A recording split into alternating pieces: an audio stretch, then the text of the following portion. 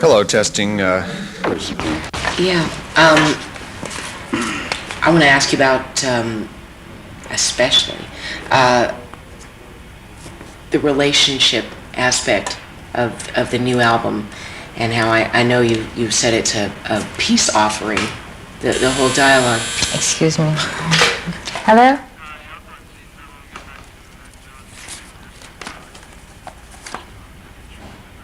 Okay, that's fine. What else? Look, I'm going to be on air, so probably you shouldn't ring. And if there's something important, write it down on paper and you bring it yourself, okay? And Neil? Okay, well, I'll call later, so that's all right. The only thing that I want to make sure is that Jamie is reachable later, in an hour's time, okay? Yeah, okay, thank you. Yeah, bye. Okay, so I think he's not, because otherwise he'll just be constantly buzzing me. All right, go ahead. The dialogue aspect of the new album, in terms of your relationship, every man-woman relationship going on, how does that work? How do you see that? Well, both Joan and I felt that this is a time that dialogue is necessary between men and women again. And of course, in the 60s there was a sexual revolution, and everybody was all excited about it, but then it turned out to be a sexual revolution for men and not for women. And so women started to feel very resentful and felt like they were used, for their revolution or whatever.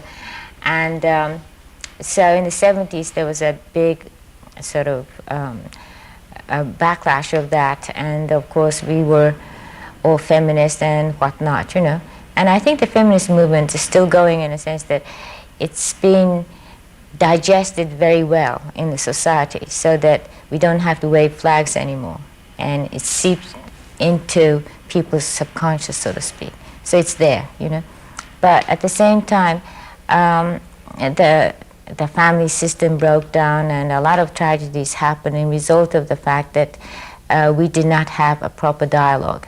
And I think it's time that we would come back together again. But at the same time, it has to be that men would extend their hands to us, because in a way, it's their turn, to understand the situation and say, hey, let's start all over again, And in starting over, that's what John is saying, though it's a song that's written to me.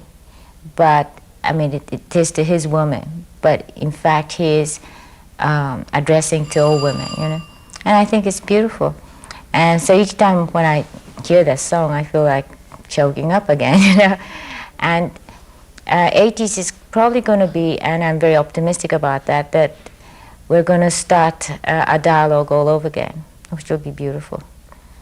Do you think any man could take that song, Starting Over, and play it to his woman or any? Oh yes, of course, And every man, I'm sure, has a good reason to do that.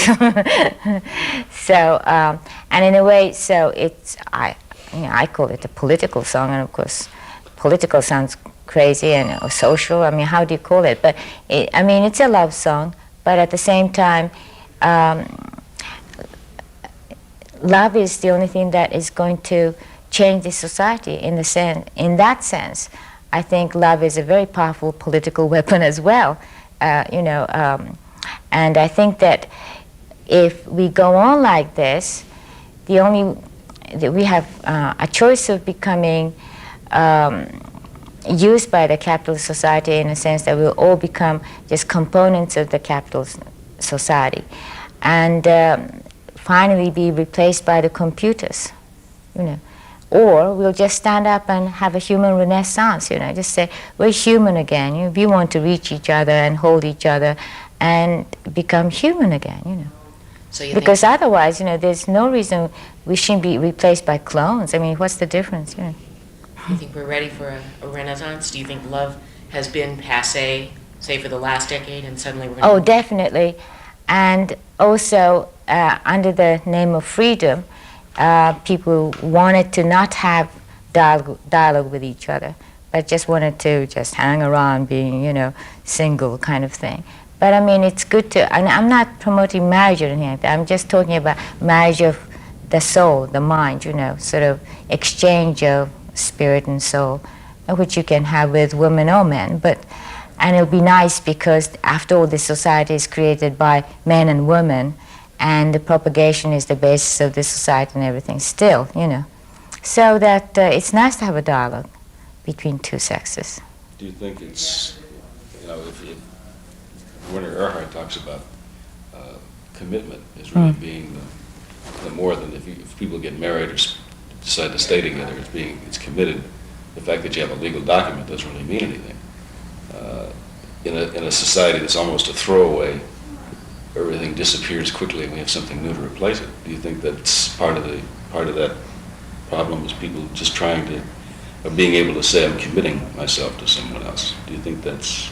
Well, commitment is a strange word, I'd like to replace that word with love and trust and things like that. Because, you can have, when somebody would commit, to that sort of relationship or something, they don't have to do it on the level of society legally, I don't think. It has nothing to do with that. But there's a certain ritual that would mean something. For instance, if you said that you're going to really love somebody for better or for worse or something, then that means something because it's a ritual. All words mean something, and when you say something, that becomes a fact, reality in the future. So in that sense, maybe that's a commitment. Would you say then that your marriage, rather than being a commitment, is more of a spiritual bond? Yes, there's a spiritual bond that has nothing to do with legal paper. How, I know this seems like a silly question, but how do you recognize or realize a spiritual bond? What was it between you and John that led you to realize this is somebody I'm connected with? Well, no, it was bigger than both of us, in a sense. We didn't try to be together, and also we're still not trying to be together or anything like that. It just seems like a very practical is not the word, very functional relationship. And this time when we were going to make Double Fantasy, because we haven't been working together as artists for such a long time, so we were both very scared.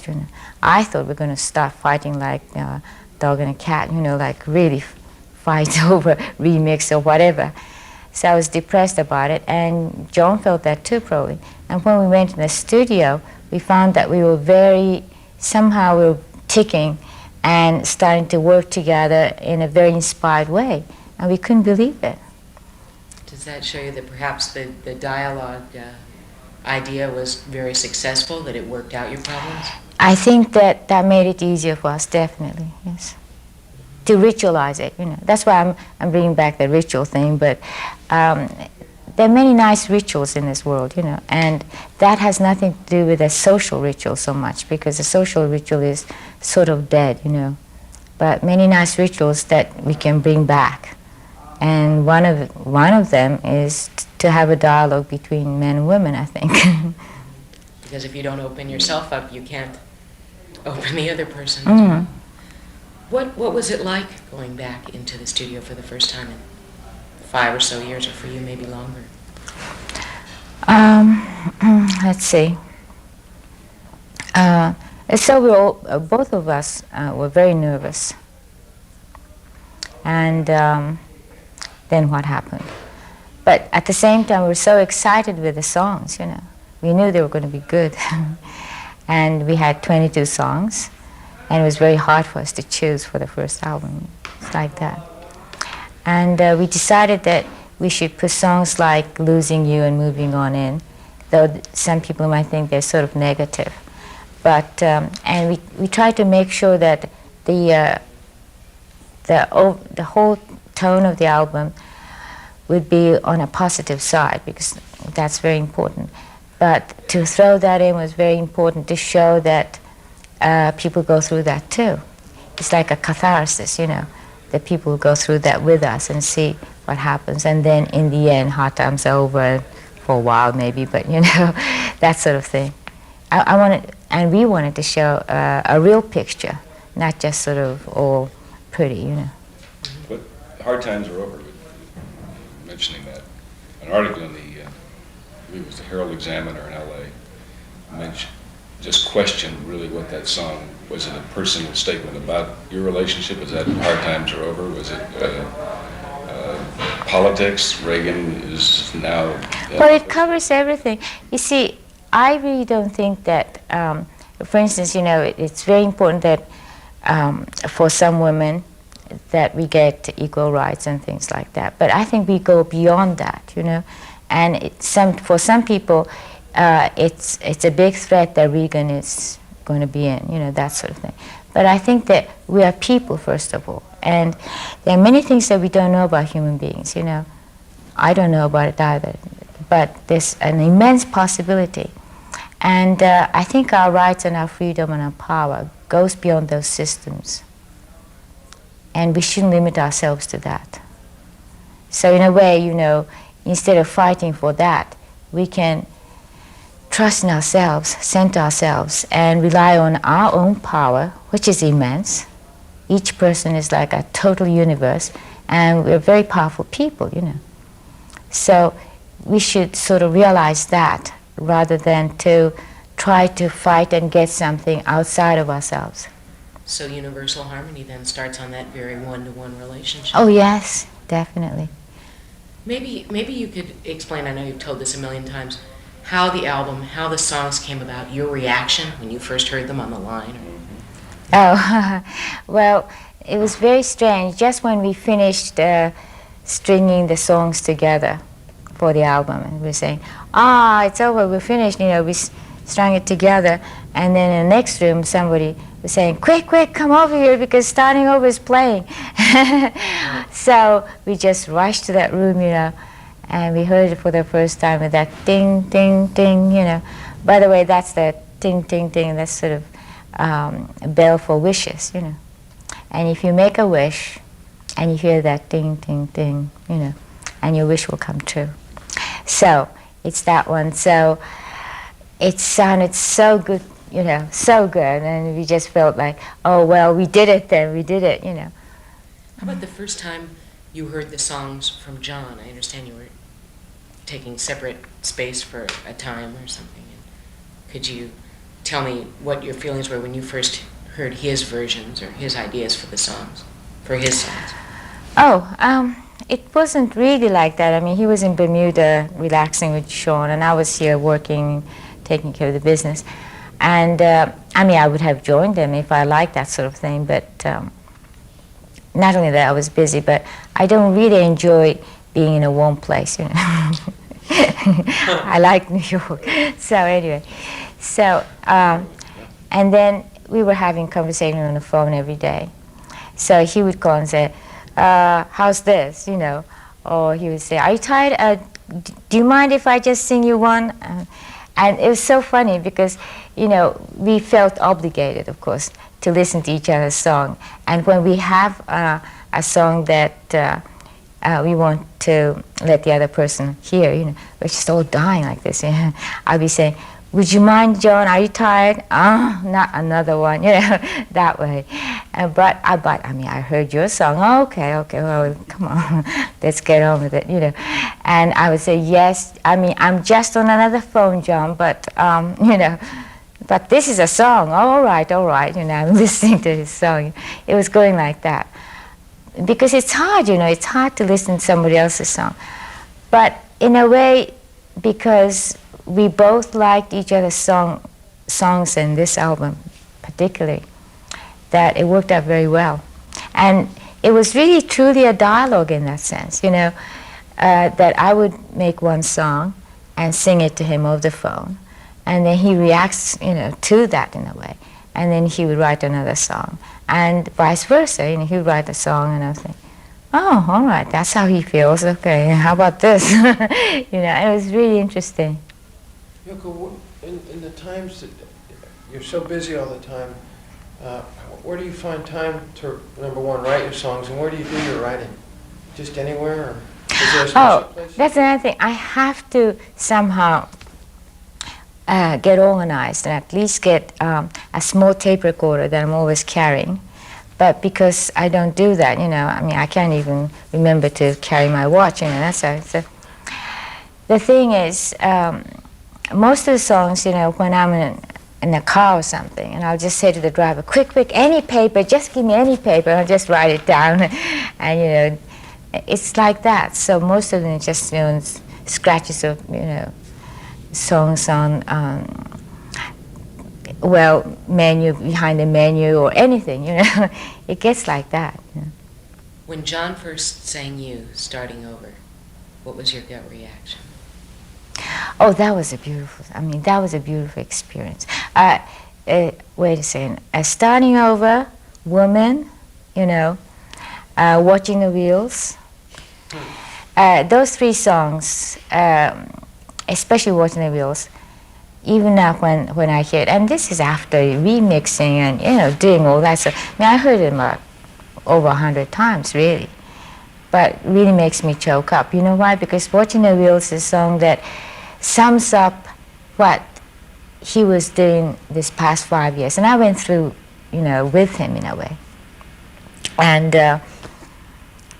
it was very hard for him because people were very suspicious about it. Like, what are you doing now? Oh, I'm not doing it. Well, when is your next album coming? That sort of thing. And even now, when he declares that he's a house husband, I mean, there's an aspect of it that, when it was on the news, a newscaster who's a guy was definitely very embarrassed. Oh, well, he's now a house husband, so he claims, that kind of thing. And his face was changing, And I think it's a very courageous thing to do. And a lot of people are saying, oh, I mean, this album is just full of love songs. What's that, But he knows all that aspect. It's very easy for him to do a macho song, just another rocker, and say, whip a woman or kick them out of the room or whatever, and get drunk and with the boys, I mean, that image is so prevalent, in the rock world, and it's so easy to keep that up, But at the time that is the macho image, to come out and say, I'm a house husband and here I am with a son and I still love my wife, which is, people get embarrassed, What is that, And I think that's a very courageous thing to do. I agree, and Watching the Wheels is my favorite song. It really makes me cry, that one, because I remember what he went through. And it was a very lonely trip for him. Still is a lonely trip for him. He's saying, where are the other house husbands? I want to talk to them. But it's difficult. It's just as difficult for men to be normal in this society as for women, He openly credits you with saving his life.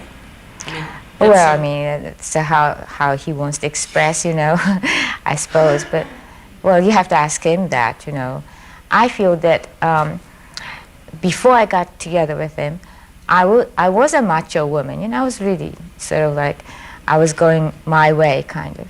So if I was with somebody, I would not really face his problems. I was like, oh, just leave me alone about it. I have my own problems, And when I got together with John, because he's a strong guy, I had to face it, I had to face his problems too. And I realized that men in this society, men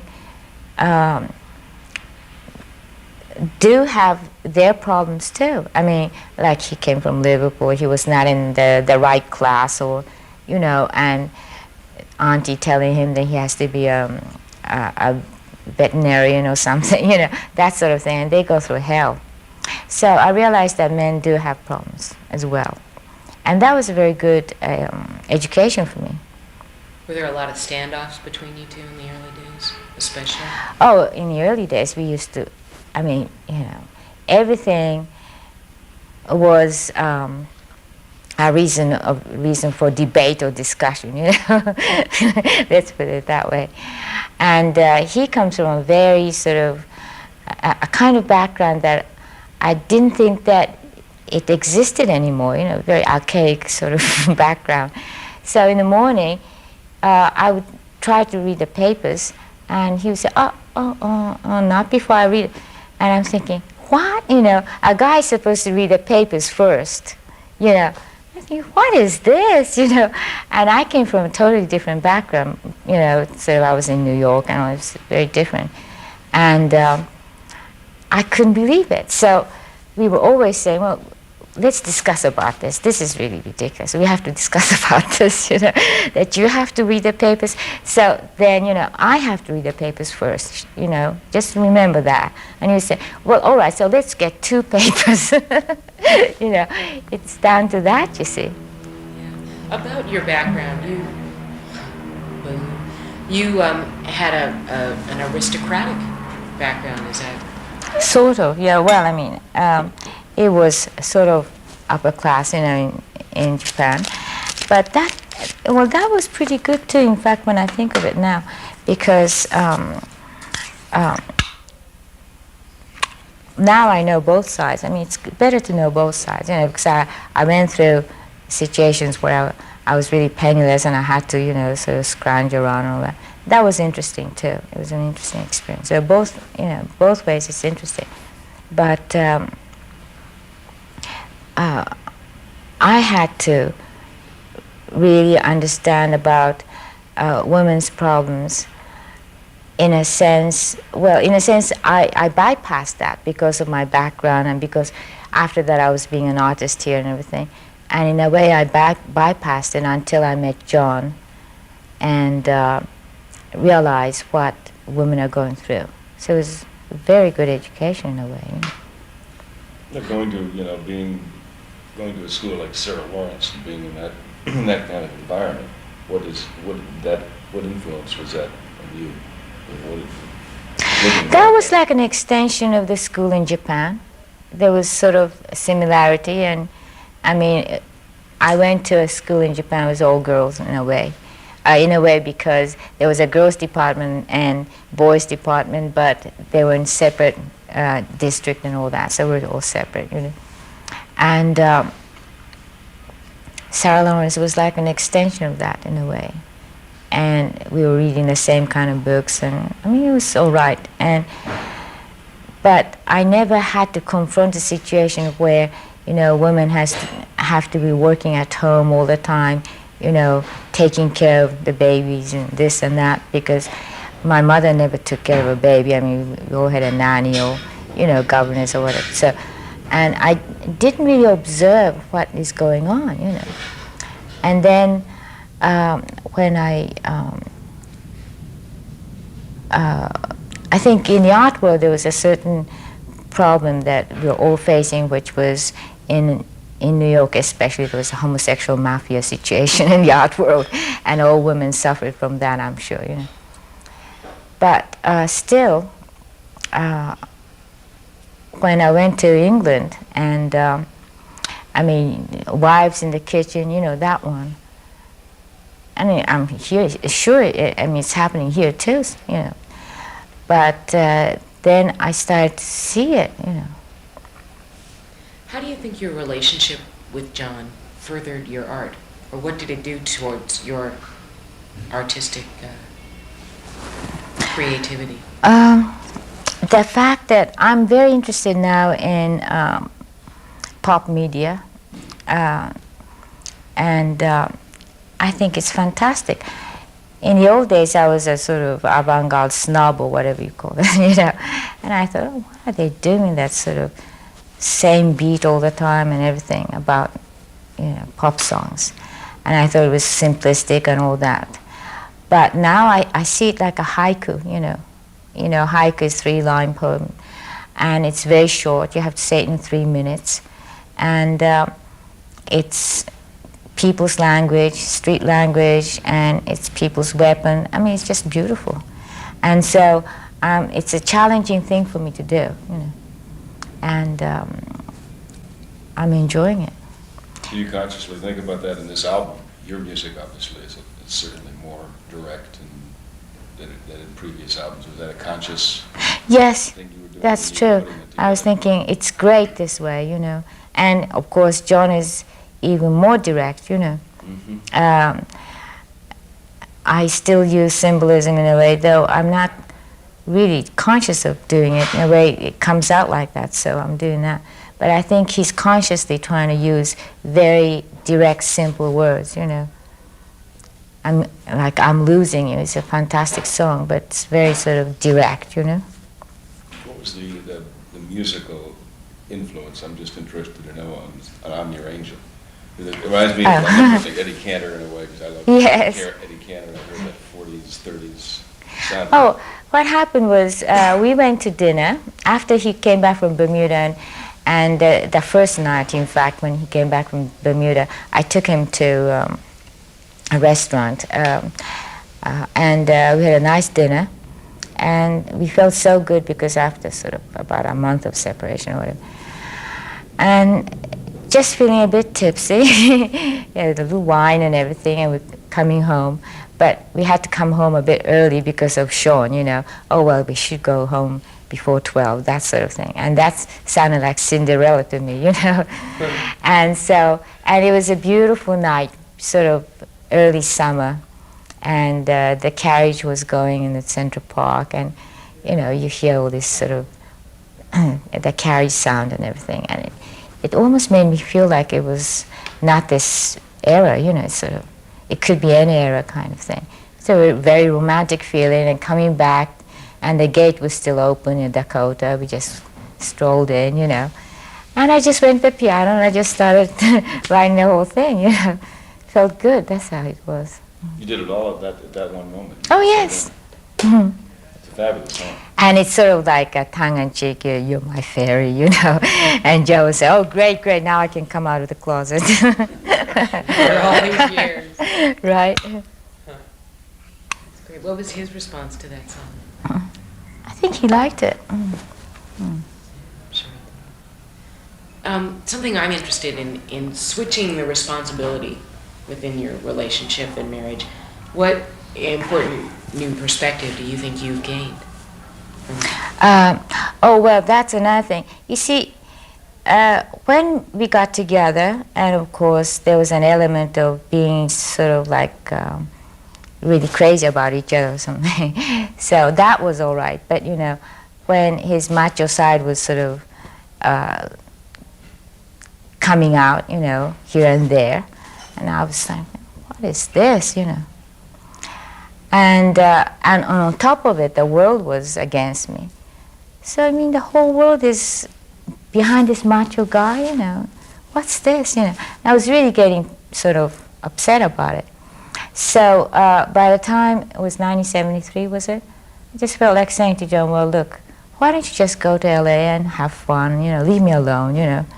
And I just wanted to think straight, because I couldn't think straight anymore, or all that going on, you know.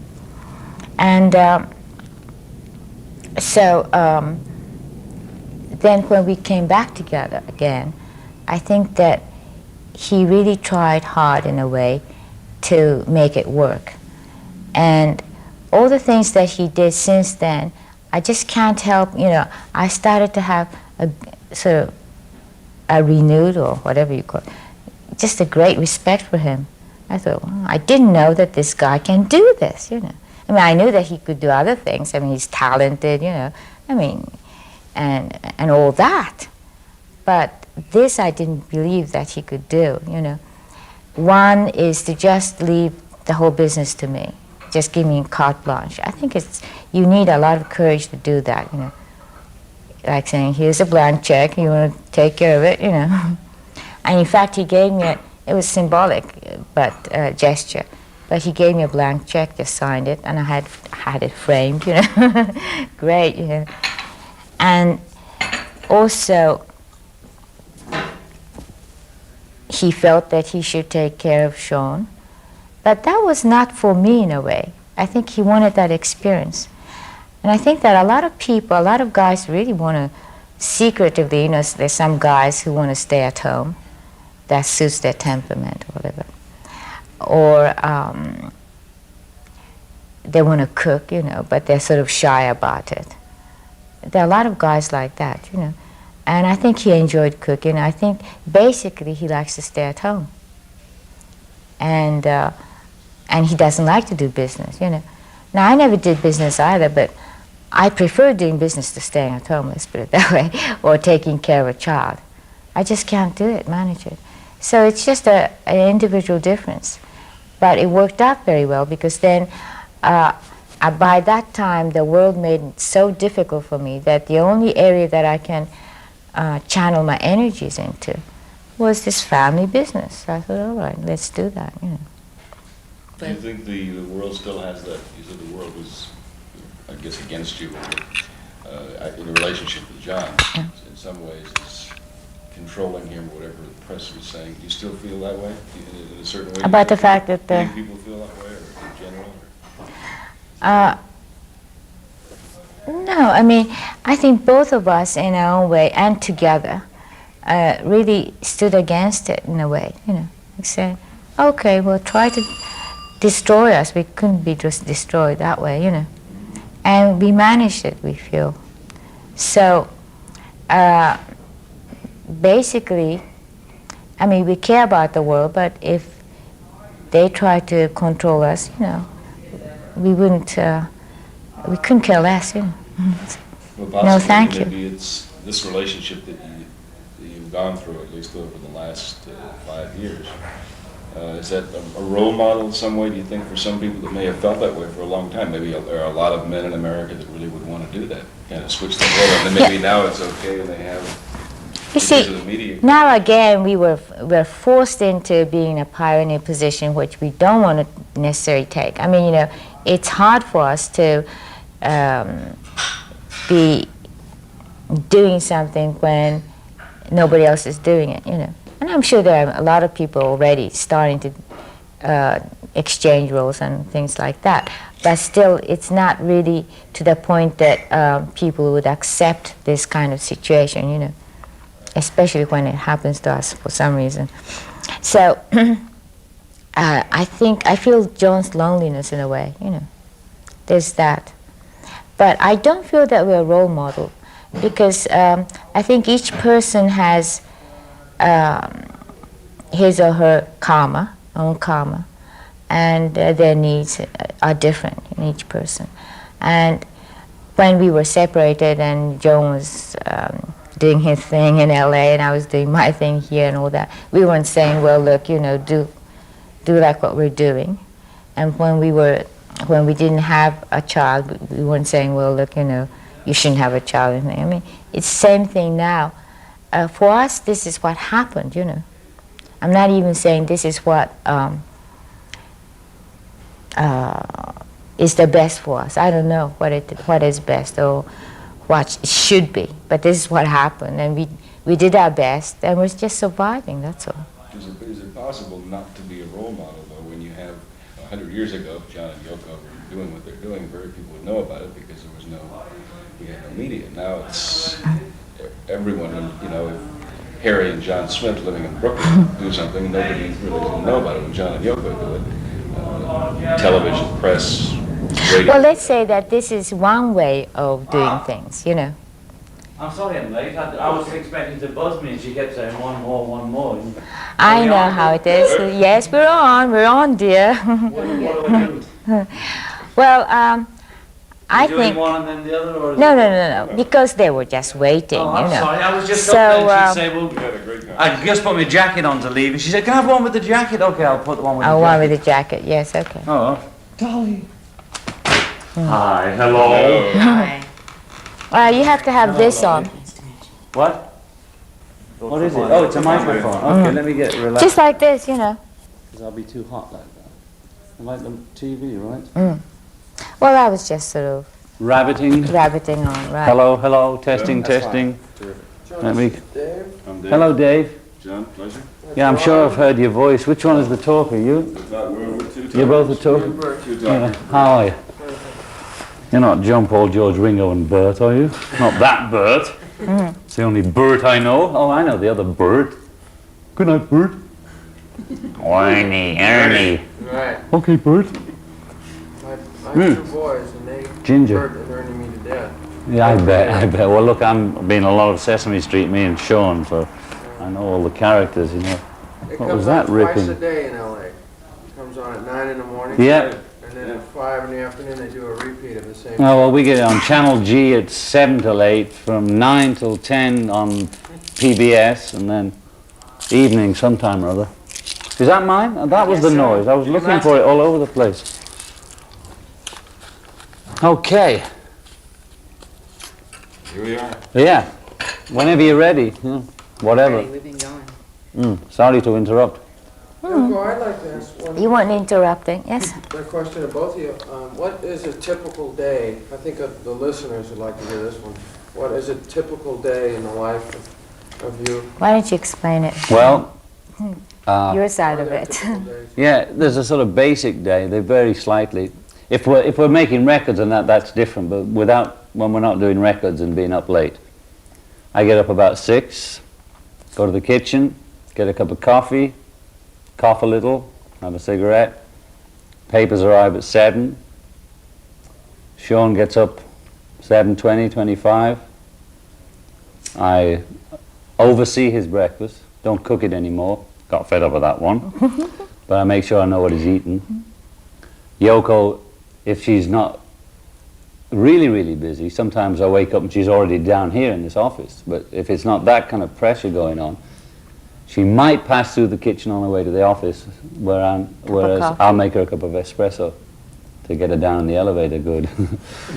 And then I'll hang around there until about 9. And Sean's sort of had his breakfast, and him and his nanny Helen are deciding what to do for the day, and I'll make sure he watches PBS and not the cartoons with the commercials. I don't mind cartoons, but I won't let him watch the commercials.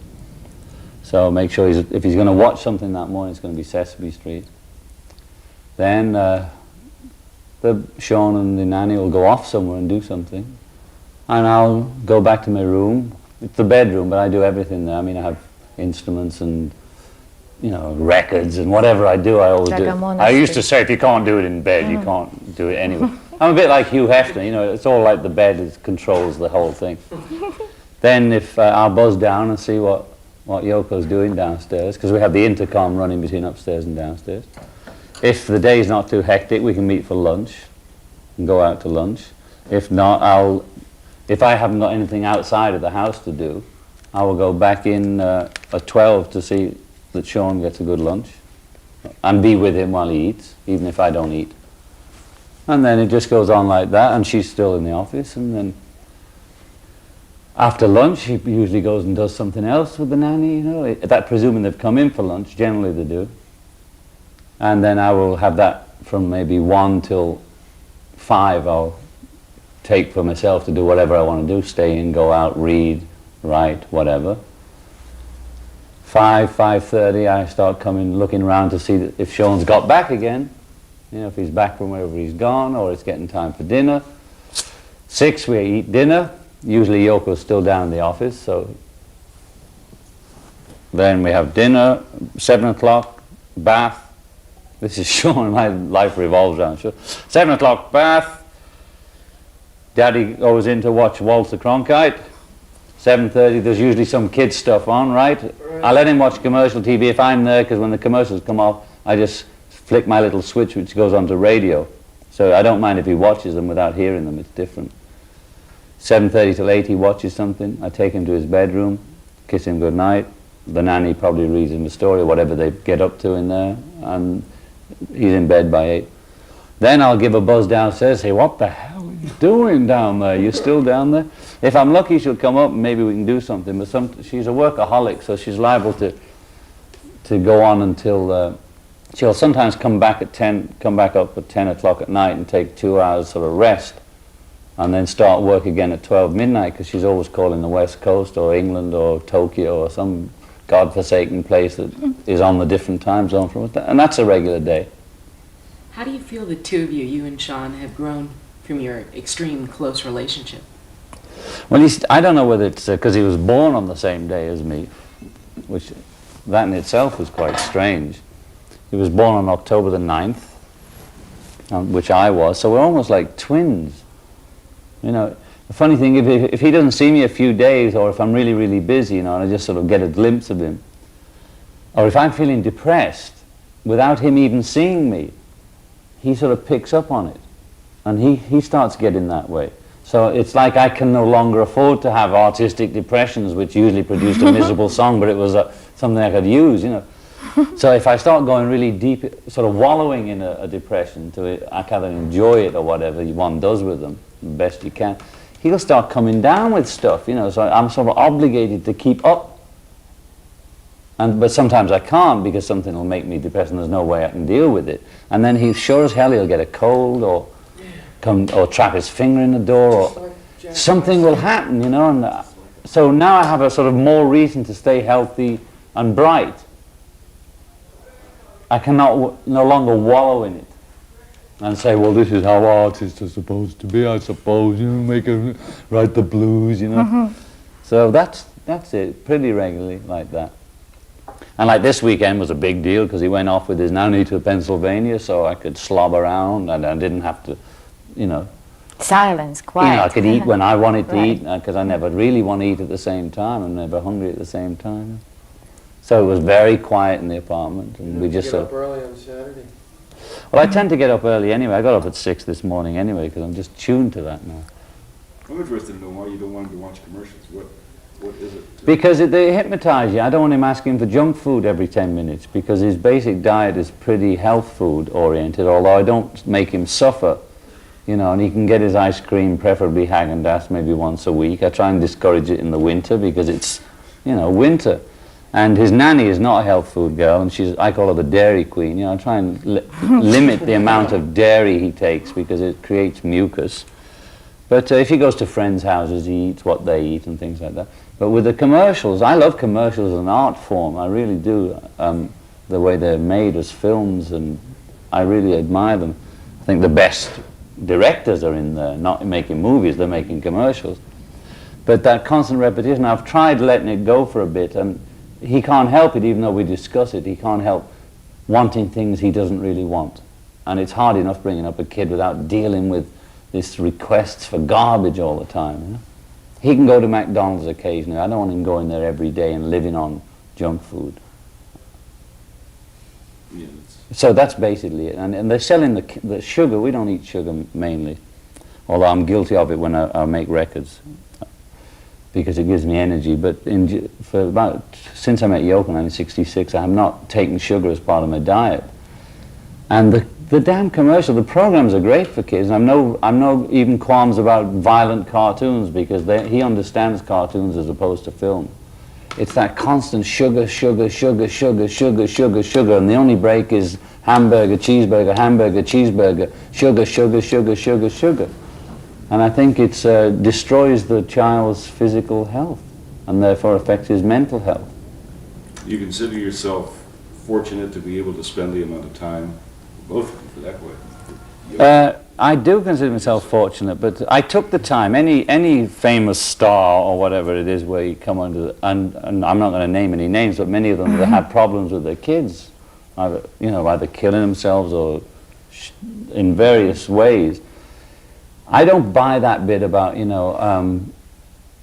quality over quantity. You know, like an hour a week of intense rolling in the hay together is better than 20 minutes every day of you being bitchy and just being yourself around him. So I don't try and be the God Almighty kind of figure that never is always smiling and such this wonderful father. I'm not putting out an image of this person who knows all about. Nobody knows about children. That's the thing. You look in the books, there's no real experts. Everybody's got a different opinion. You learn by default in a way. And I made a lot of mistakes already, but what can you do? But I think it's better for him to see me as I am. If I'm grumpy, I'm grumpy. If I'm not, I'm not. If I want to play, I'll play. If I don't, I don't. I don't kowtow to him. I'm straight with him as I can be. And yes, I can afford to take the time, but anybody with a working wife might be able to afford to take the time if they're not really got a working wife because they're poor and they both have to work because of the cost of living. That's what I was Yeah. because now we have so many. But I know lots of dads who aren't working that hard, who are just sitting in an office all day anyway to avoid life, Going you know. home. I mean, they're sitting behind desks and they're doing nothing, just shuffling paper, right, waiting for lunchtime to get a cocktail. But I don't buy that, my career is so important that I'll deal with the kids later, which I already did with my first marriage, my first child, and I kind of regret it. Problems, and God willing, I won't, or we won't later on, or maybe we will, I don't know. I'm just hoping that whatever I give now, which is time, I won't have to pay, because I think you can't cheat kids. If you cheat them when they're children, they'll make you pay when they're 16 or 17 by revolt against you or hating you or all those so-called teenage problems. I don't really think that's an inborn nature thing. I think that's finally when they get old enough to stand up to you and say what a hypocrite you've been all this time. You never give me what I really wanted, which was you. So I'm hoping that, I'm really looking at it in a calculating way, really. Give him now. Maybe he won't be so frantic when he's 16 or 17. You think that's happening in the society right now? I think that's what happened to all of us, you know. I think that idea of, you know, no breastfeeding, don't touch them, you'll spoil them. I think that's all lunacy from some lunatic. You see, I know it's almost the same in America. Male children in England were brought up to defend the country. I mean, that was about it, you know. You had to have discipline and not touch the kid. He had to be a hard nut. A boy was really programmed to go in the army. That was about it, you know. And you had to be tough, and you're not supposed to cry, and you're not supposed to show emotion. And I know Americans show more emotion and are more open than English people, but it's pretty similar over here. There's that Calvinist, Protestant, Anglo-Saxon ethic, which is don't touch, don't react, don't feel. And I think that's what screwed us all up. And I think it's time for a change. So it's interesting you made that comment about, you know, it's not an excuse that you're not a pop star, because I'm sure there are people that will listen to this interview when they hear you say that and say, oh, sure, John and Yoko, they can stand back and say, sure, we can spend time. We have to do all these things. Well, That would be an excuse. yeah. I mean, that would be- Well, Yoko was a poor artist when I met her, okay? And living in not the best conditions. And she had a child, and the child went wherever she went. You see, she didn't treat her first child like I treated Even on mine. stage, you know. She took her on stage, you know, I mean, a little squirking thing and she would take her when they were making movies, because I saw, before we got together, I've seen her work and the way she worked, and Kyoko was running around all over the place, and there's many artistically inclined people that have worked like that in the past, not since the 60s, but in the 30s and any other time. So even if I was poor, it's the state of mind I'm in. I would work out some way for him to be around us somehow, okay? I would have chosen my career to suit that. And it's not, you don't have to be rich to love your kids. So you made this conscious decision to give yourself to your son, to the relationship. And to learn from him too. You know, I learned a lot from the child, because they're not hypocrites and they're not phony, and they know when you're I mean, he knows already, you know. I mean, already he makes me feel. You know, anybody with a child that spent any moment with them, you know, and it's good for you, I think, because one does tend to fool oneself, and the kids don't buy it. Well, they know when you're nuts. You Oh. hit the nail on the head when you said you got to be straight with them. Yeah. They know when you're not straight with them. They do. And they'll call you. I mean, He- I called Jack. I was in San Francisco and Bird's in LA now, and I called Jack to wish him his fourth birthday. So I called to wish him happy birthday. Well, I was a day late. So Monday night football, Yeah, I called and said, yeah, Jack, yeah. happy birthday. He said, it's not my birthday. It's yesterday. Oh, sorry. Terrible, Yeah, terrible. right. That's right. It was yesterday.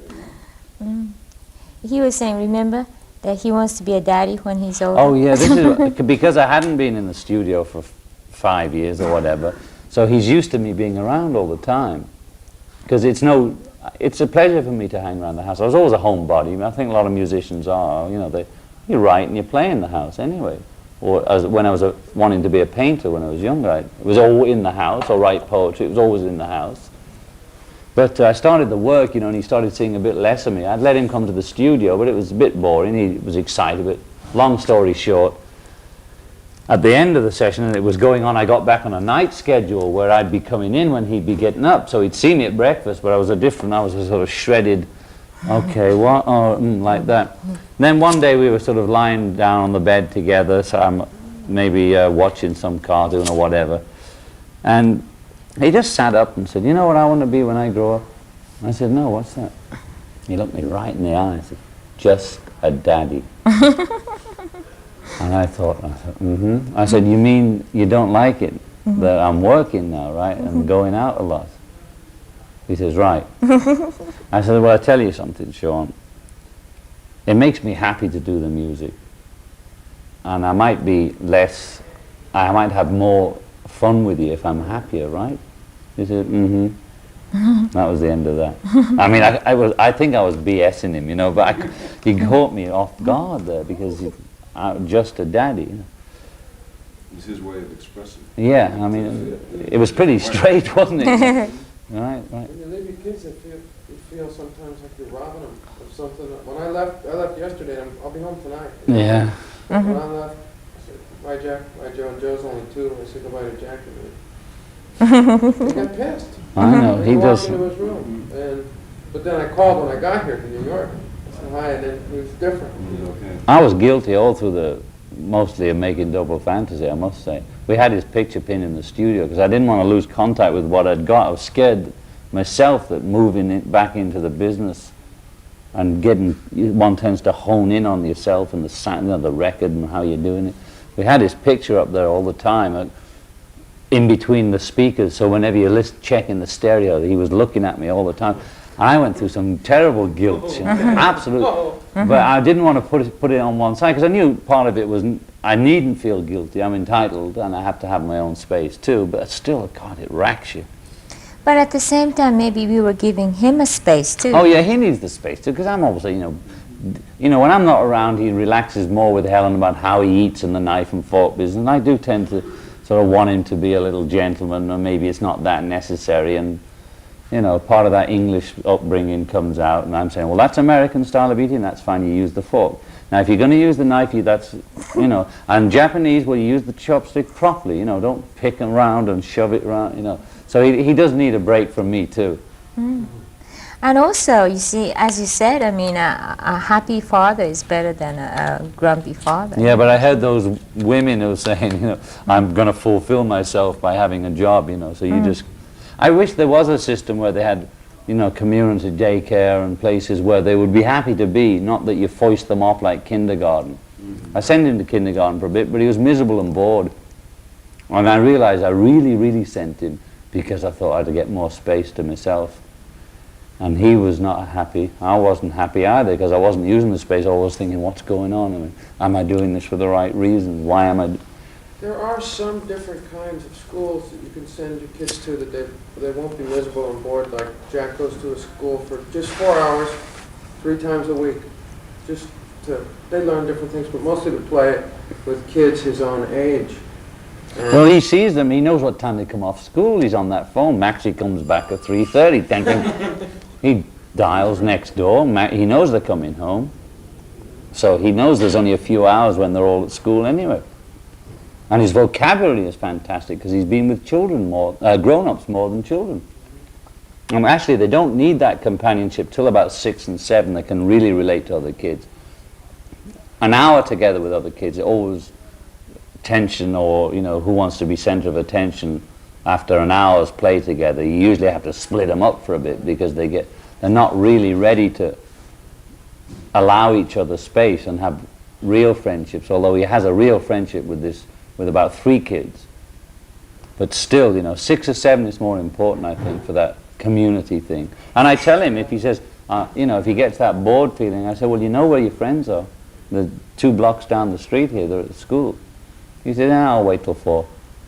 Because he knows all they learn is to sit still. Would you consider yourself a strict mother and father? At least his moral code and what is right and wrong and what you're... Well, you see, if I knew the secrets of what is right and wrong, well, I wish we all knew the secrets. Nobody really knows, that's the point. Nobody really knows what's best for children or whatever. They're like guinea pigs that each generation experiments on. You know, I know if you go too far to the liberal side, they'll probably grow up being disciplinarians. If you give them too much discipline, they'll end up the opposite. I'm trying to just have no real heavy discipline about behavior, only don't be impolite, don't hurt other people, And yes, you do have to clean your teeth after you've eaten. When you eat, you eat. And then you play after, not both at the same time, and regular bedtime. I think regularity is good for them. We did try the other thing of let him sleep when he wants to sleep. But it didn't work. He enjoyed the freedom, and in that way he relaxed.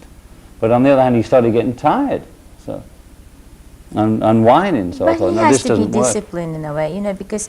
Oh, well, I do discipline and you him. do, I never I know. would hit him. Or So anything, I yeah, always discipline. cooperate, don't I? And I always say, Daddy knows You're one of the best best. fathers he's ever had. Well, you better ask your daddy, No, because he knows she's the still best. a real mother, because when it comes to the bit about who's tired and irritable, she can deal with him when she's tired and irritable, and I still That's find true. it hard then to give and have him crawling over me when I'm tired and irritable. I need that rest to deal with him.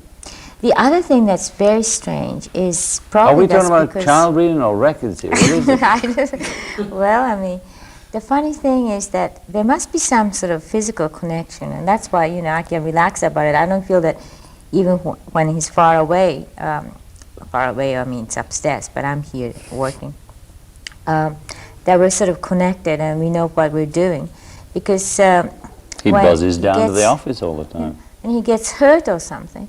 And the other day, I just suddenly woke up very early in the morning, and I heard him cry. But I mean, it was just an instant after I woke up that he started crying, and I just rushed over. And there was that sort of feeling like I already knew what was going to happen, you know. There's Also, always that she close never is, connection. however busy she is, she'll never stop him coming in. And that's true. Even if she's in a really important business meeting, even if he comes in, then she says, well, he sees that, you know, this would be boring if he walked in now. He'd like check it out and maybe interrupt a little, but it would be boring for him, so he'd go away. But so he knows there's access there. So in that way, we're lucky that our workspace is within the building. But that goes for any artist, rich or poor, that they do tend to work in their own homes or lofts or apartments. So in that respect, I think a lot of people do what we do anyway. Because if you work in the apartment, you live in it, it's all the same place. It's not a place where daddy or mummy has to go across town or get a commute every day. So in that way, musicians and artists have a benefit that maybe ordinary people couldn't get. I want to ask you about getting the urge to make music again now. Oh, it came over me all of a sudden, love. I didn't know what came over me.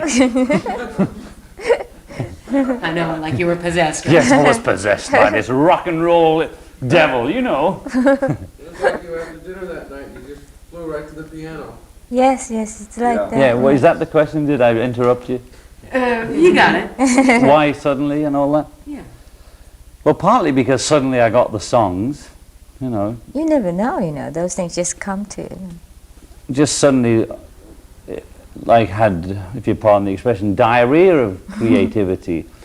And in fact, we went in the studio and cut about 22 tracks and cut it down to 14 to make was the hard to cut dialogue. it They were all down. dialogue songs, meaning that we were writing as if it was a play and we were the two characters in it. But it's real life, but not real as well, because on a song or a record it can't be real. I mean, we could have taken it a step further and made this record so maybe she would be called Ziggy Stardust and I would be called Tommy. And then you would call it a rock opera, you see? But we always worked from our own selves as near as we could. So the album, the work we did on this thing is really a play, but we're using ourselves as the characters.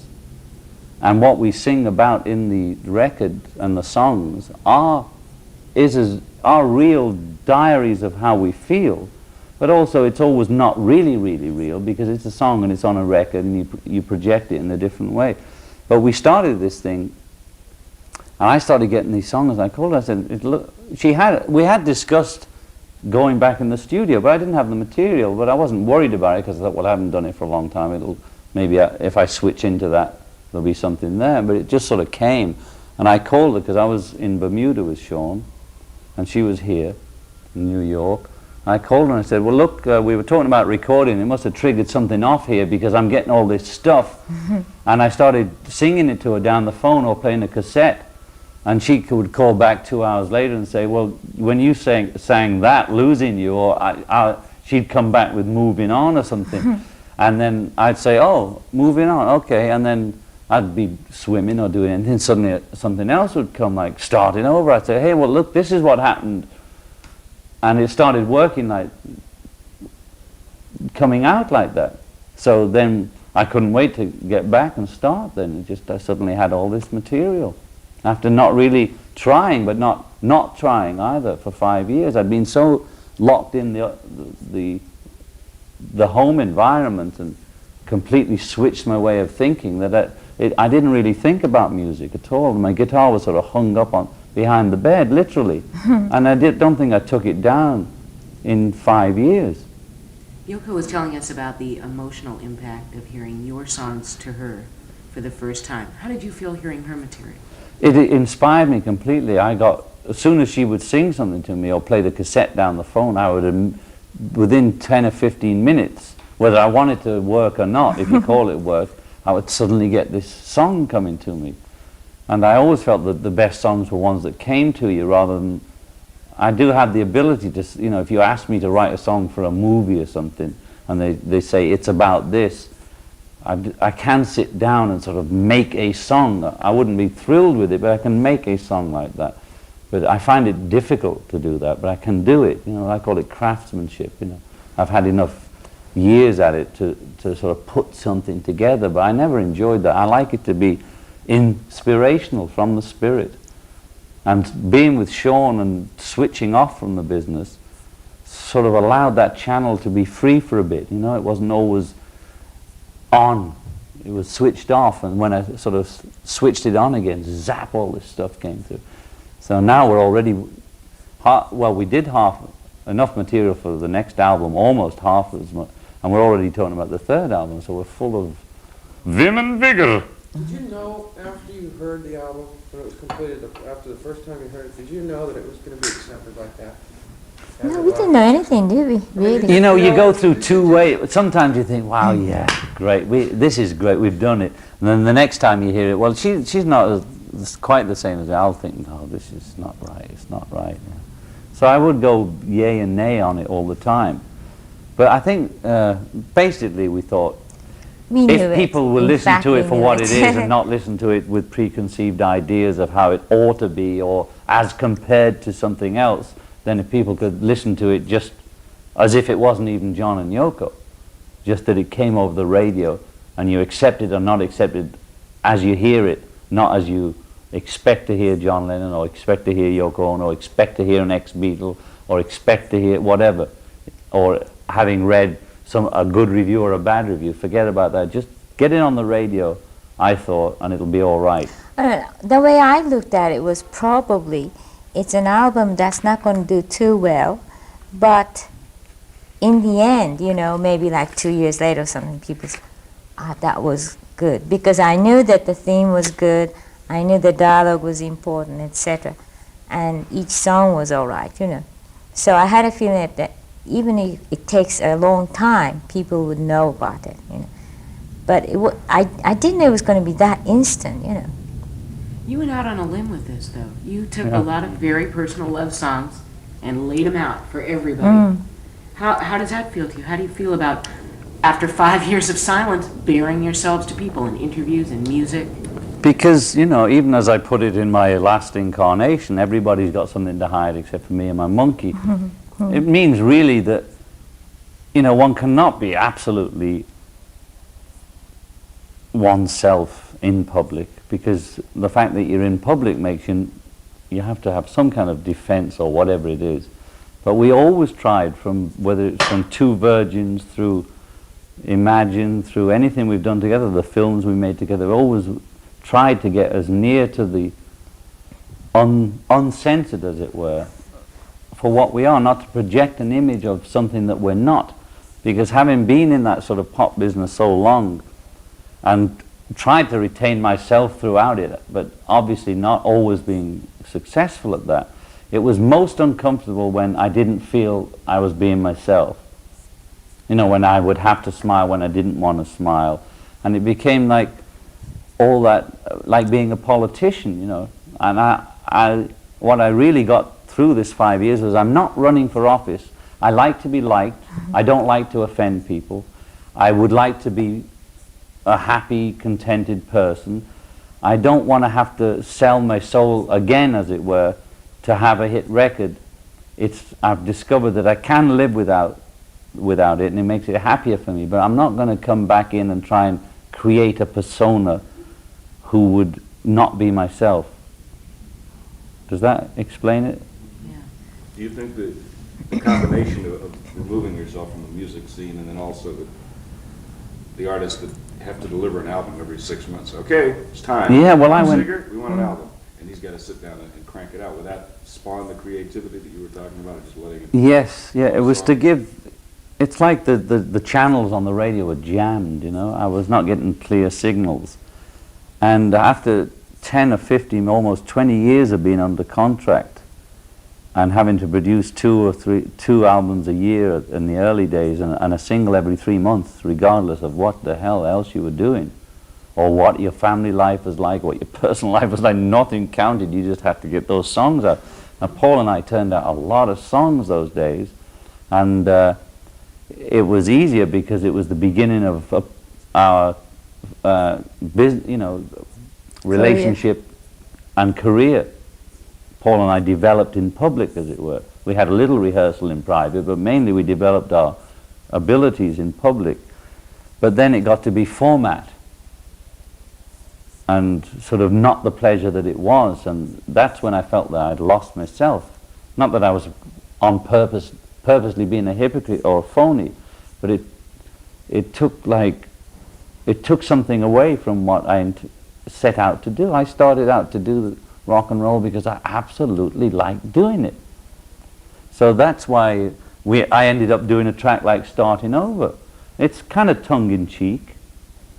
You know, it's it's that, you know, it's sort of a la Elvis and that, and I hope people accept it like that. I think it's a serious piece of work, but it's also tongue-in-cheek, you know. I mean, I went right back to my roots. All the time we were doing it, I was calling it Elvis Orbison, you know, and it's not going back to being Beatle John in the 60s, it's being John Lennon, whose life was changed completely by hearing American rock and roll on the radio as a child, and that's the part of me that's coming out again, and that's why I'm enjoying it this time.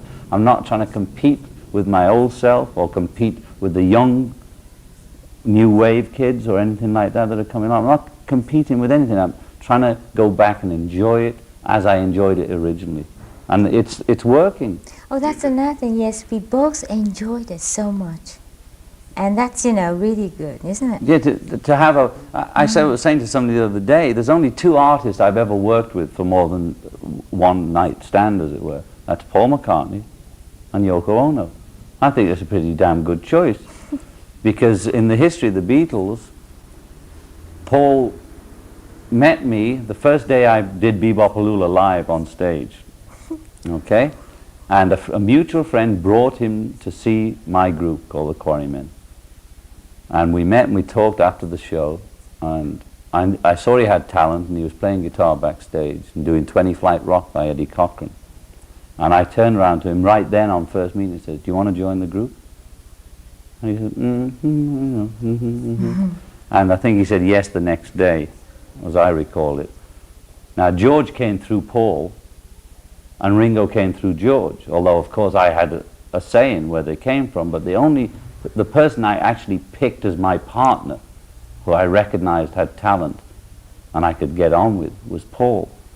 Now, 12, or however many years later, I met Yoko. I had the same feeling. It was a different field, but I had the same feeling. So I think as a talent scout, I've done pretty damn well. Can you tell us about that meeting? With Yoko? Yeah. Well, it was sort of 1966, and I got a call from a guy called John Dunbar, who used to be married to Marian Faithfull. You know, everybody's connected. And he had a gallery in London called Indica Gallery, an art gallery. And I used to go there occasionally to see whatever art show was on, you see. And he said, "Oh, I've got this, there's this fantastic Japanese girl coming from New York, and she's going to do this other thing, but she's also going to put on an exhibition at my gallery. And it's going to be this big event, and something about black bags." And I thought, oh, geez, you know. You know, these artists, they're all ravers. You know, it was in the days of happenings and paint and all that stuff, right? So, I go right down there, you know, for the opening. Goody, goody, you know, goes down, see what's happening. I get down there, and it's the night before the opening. I thought there was going to be a big party and an opening and the whole bit, you know, a big I didn't want to get involved. I wanted to watch, you know. I get there, it's all white and quiet, and there's just these strange things all on display, like an apple on a stand for £200 when the pound was worth $8 or something, or whatever. And there's hammers and saying hammer and nail, all this very peculiar stuff, and a ladder with a painting on the sky. Or it looked like a blank canvas on the ceiling with a spyglass hanging from it. So I'm looking around, and there doesn't seem to be many people. There's a couple of people downstairs, and I didn't know who was who. So I get up the ladder, and I look through this spyglass, and it said yes. And I took that as a personal positive message, because most of the avant-garde artists of that period were all negative, you know, like break a piano with an axe. It was mainly male. I'm looking at the female here. It was mainly male art, and it was all destructive and you know. But here was this little crazy message on the ceiling. And then the guy introduced me to her, and she didn't know who the hell I was. She had no idea. You know? She was living in a different environment altogether. And I was saying, well, I thought, this is a good con, isn't it? Apples for £200 and hammer and nail. Who's going to buy this? You know? I didn't know what concept art was, which in a nutshell is the idea is more important than the object. So that's why you won't see many rich concept artists around, because you can't really, you know, like the guy that wraps up what's the guy that wraps up the... Christo wraps up things. Well, he doesn't expect you to buy the canvas. What he's doing is selling you this idea, whatever it is he's projecting. It was the same kind of thing, but I hadn't come across it before. I was thinking, how do you sell a nail and a hammer, you know? So anyway, I said, the gallery owner was all fussing around. He was thinking, is he going to buy something? And she's not. She's ignoring me, you know. So he introduced us, and I said, well, where's the event? You know, where's the happening? Because I'd seen the bag. So she just takes the card out and gives it to me and just says, breathe. So I said, you mean that? She said, you got it. I said, all right, I'm beginning to catch on here. You know? So, and then I see this hammer, this thing hanging. I just remember his nose. He did it exactly like that. Well, you know, what else are you going to do? That was the big event, you know, I mean, all the way from New York for that. So I see the hammer hanging on the thing with a few nails underneath. I said, well, can I at least hammer a nail in? You know, I've come all the way from the suburbs for this. And she says, no. Because before the opening, well, it was before the opening. She didn't want the thing messed up, you know. So anyway, the gallery owner has a little word with her, and she says, she comes over to me, she says, all right, no smiling or anything, because you know how she is. She's not running for office. She never was. So she looks at me and she says, you give me 5 shillings. Well, that's about $10, maybe 20 those days. Are you kidding? 5 shillings, about 50 cents or something, or dollar. No, those days are shilling. Anyway, whatever. Right, she said, give me 5 shillings and you can hammer a nail in. So I looked at her and I said, I'll give you an imaginary 5 shillings and hammer an imaginary nail in, okay? And that's when we connected really, and we looked at each other like, you know, that sort of, something went on. Well, I didn't see her again for a few weeks. We went to a Klaus Oldenburg opening, and we were all, I went with Paul, and I don't know who she was with, but I got separated from Paul, and I felt this sort of vibe behind me, and I looked round, and there she was, you know. And we were both very shy, believe it or not, and I don't know what I said. We said something. We didn't really get together till 18 months later. We didn't make love till 2 years. We knew you think we're rock and rollers, you know, all the life that people lead. And it's all right, sort of coming on with somebody you know that's not going to go anywhere. You know, it's easy to sort of one night stand and groupies and that, but with a real relationship, I was so paranoid, and it was 18 months or a year before we even got near to each other physically, as it were, because I didn't know how to treat somebody, a real woman. I only knew how to treat groupies, really. That's not to say anything against my first wife, but that was when we were kids, and the relationship started when we were both kids, so it was a different thing altogether. But this was quite a shock for me, and somebody who demanded equal rights right from the word go, you know. It was quite a long trip. But we've been I together wasn't now longer than the demanding, Beatles. You right. know that? That's interesting, isn't it? People always think in terms of John and Yoko just got together and the Beatles split, and we've been together longer than the Beatles. How did your music start reflecting your meeting and your spiritual bond with Yoko? Was it immediate? Oh, It was it was immediate. immediate, I used to have wasn't a place where I worked in the house again upstairs in my first incarnation with my other wife and kids. And I used to make kind of freaky music at home. And you would hear it coming through on things like Tomorrow Never Knows on Revolver or Rain and some little backwards things. But I never made that the whole track. But you had sort of freaky stuff, Yeah, cassettes, but you at know, home I would make far freakier stuff, you know, which I would take the sort of most usable and add it to the Beatles, or to my tracks of the Beatles, whether it was Walrus or Strawberry Fields, whatever, fiddle around a bit, or put loops, or, you know, something funny. But at home I was really far out, and I had a kind of little studio, which was really just a lot of tape recorders, and we made two versions that way. She came over for a date, as it were, and I didn't know what to do, and she didn't know what to do. I said, you know, I didn't know what to do with her, so I said, you want to go upstairs and play with the tapes? You know? So, because we didn't know what to do, we did play with the tapes all night. And we made two versions, and I was showing her all my different tape recordings and how I made the funny sounds. You were And running around. I was running to, around you know, pushing this buttons tape, and that. playing the Mellotron, and she started into her Yoko Ono stuff, which is now stuff you hear on B-52s, Lenny Lovitch and all that stuff. She started doing this, ow, and all that, and I thought, this is great, and I was going on the tapes, and she was going, ow, and we made a tape all night, and in the morning we made love as the sun came up, but we'd made this album's worth of sound together without consciously setting out to make something, and that was the first togetherness, and we shot the cover ourselves privately, and it wasn't, you know, we just got somebody to set the camera up, took the shot, and put out two versions. That was the start of the whole shebang. And the reaction was, what are they doing? This Japanese witch has made him crazy and he's gone bananas. But all she did was take the bananas part of me out of the closet more, you know, that had been inhibited by the other part. And did that help you? Oh, it was a relief, right? a complete relief to meet somebody else who was as far out as I was, you know, that was the real thing. The music you make together is a pleasure for you to make. At the same time that it is a pleasure for you, and you enjoy, obviously, you enjoyed making this album.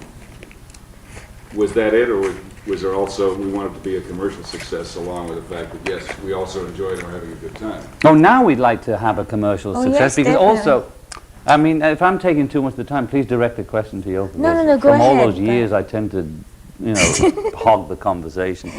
It's interesting. But when we made two versions, we weren't worried about commercial. We just wanted to put out a statement of where it was at. You know, we wanted to share the thing. Naively. Well, not naively at all, because some people accepted it and a lot of people That's didn't. true. But the thing had an effect. That the fact that, you know, an Elvis Presley would take his clothes off and expose. Now we had other shots for that cover, which made us look a lot more sexy and attractive. Believe me, you know, It's true. you know, if you pose a certain way and you just do it like this. Better. And there were a couple more shots that later came out in the calendar with the Live Peace in Toronto album, where we look a little more attractive as a couple in a star kind of way. But we deliberately chose the one where we were standing there, you know, in all our glory, like a little flab around the waist, the legs a little, you know, nothing pretty about it. We wanted to say, we met, we're in love, we want to share it. And it was a kind of statement as well of an awakening for me too, you know. This Beatle thing that you've heard all about, this is how I am really. You know, this is me naked with the woman I love. You want to share it? And people did and people didn't, but now you can't get it for $200, two versions, right? So that's the way it goes. But of course now, she got more interested in pop and I got more interested in avant-garde, so we sort of blended in like that. And I think now we've kind of we're finding a meeting ground, which is only really developed through Double Fantasy. Where was that time that you got more involved in pop? Oh, well, You know about around approximately Infinite Universe, I think I started to understand, well, it's interesting, you know, and there's a lot of things you can say with it. And so, but even then, around that time, I was more interested in expanding the media of pop into something more theatrical, like Bertolt Brecht type of thing. And so all the songs were long, I think. And Well, on Approximately Infinite Universe, what year was that? that was 1970. Yeah, they were very theatrical pieces. And 1970 what? 71 One or two, I'm not something, sure one or two, something one or like two. that. And they were theatrical. And some of the ideas that she wanted both of us to do then, I must say I was more square then than I am now in a way, that I wish we'd done, because now other people have done them, because they, and I would say, no, I'm not going to do it. Are you kidding? I'm not doing that. You know, I would start reserving, you know. So I don't want to do that, you know. We're in enough trouble as it is, you know, let's not do that. And also I started to feel guilty because, for instance, Open Your Box was a good track, you know. That was on the other, that was Approximately Yeah. Infinite Universe, also the B-side of Power to the People, just Right. to let them know where we're at. It was not in the Approximately Infinite Universe, and it was in 1971, early 1971. And he wrote a song called Part of the People, which is a very powerful song. And then my Open Your Box was on the B-side, and of course that was banned in America, you know, and that sort of things started to happen. So I felt that maybe I was doing a disfavor to him in a way, because, well, you know, he could be number one all the time, but now because he's involved with somebody a bit radical or this and that he's getting that, you know, well, if you ban the B-side, you're banning the single, you know, there's that sort of thing. And I was starting to feel guilty a bit. But on the other hand, well, we did a lot of interesting things, and we were having fun, you know, as well. It was exciting. And also, like Sometime in New York City, which is, again, Bertolt Brecht, and in many interesting tracks. I mean, Woman is the Nigger of the World, which is the was first... that was banned, Woman is the Nigger of the World, because of the word nigger. Now, I had Ebony and Jet both say they are not offended, and we went down there with Dick Gregory, and just in case there were any questions there. And the statement, Woman is the Nigger of the World, was made by Yoko in 1967 or 8 to an English woman's magazine called Nova, which was a kind of Vogue. And she was on the cover, and the title was Woman is the Nigger of the World. I immediately stole the title and wrote a song. It didn't come out till 71.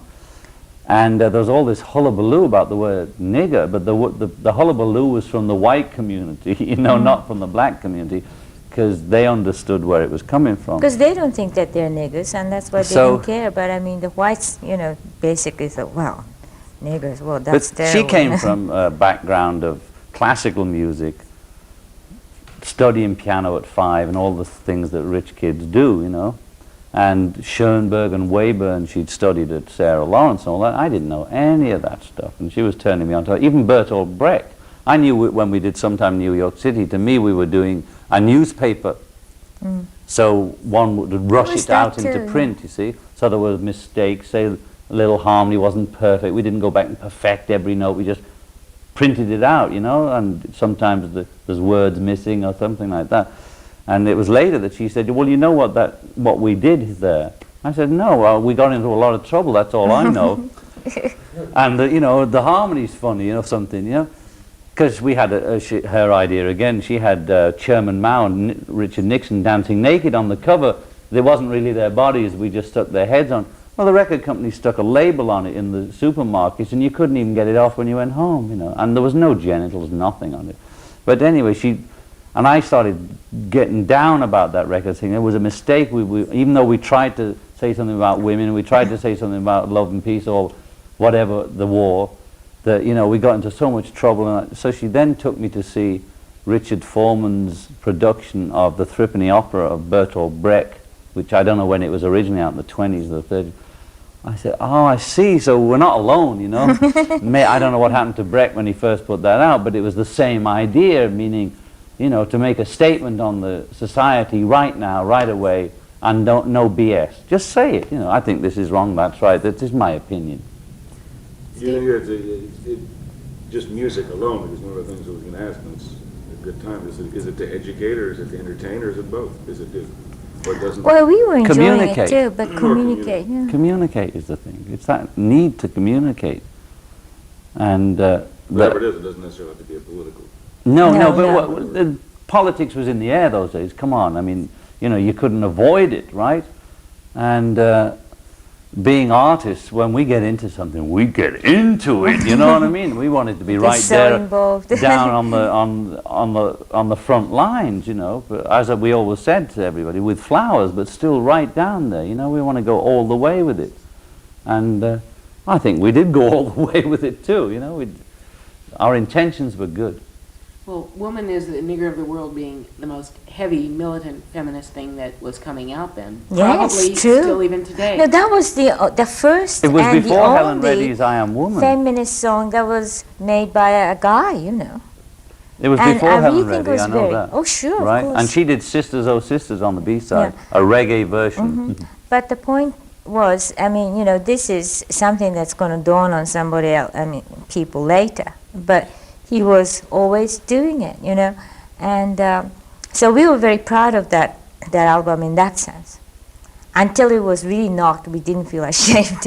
And, you know, that year, Rolling Stone selected us as the most boring couple of the year or something, you know. And really sort of knocked us about it. So, oh, all right. Well, all if right. it's boring, then we won't do it anymore. But everything, every statement to come from the two of you has been taken as, what are they doing? Whether it's extremely radical or perceived as kooky or avant-garde, Yeah. everything has this hard, tough, I want to get something across to you people. How do you feel? I mean, are you trying to get something across, or were you? It's to share it. Yes, It's like, you yes. know, when you've been somewhere beautiful like Bali and all your friends haven't been, and you want to say, my God, I was in Bali, man, and it's just the greatest place ever, and it's you know, and it's that's how we are about things. We get enthusiastic and excited. The same as when it sort of dawned on me that love was the answer when I was younger. On the Beatles' Rubber Soul album, the first expression of it was a song called The Word. The word is love. In the good and the bad books I have read, whatever, where the word is love, seemed like the underlying theme to the universe or to everything that was worthwhile got down to this love thing.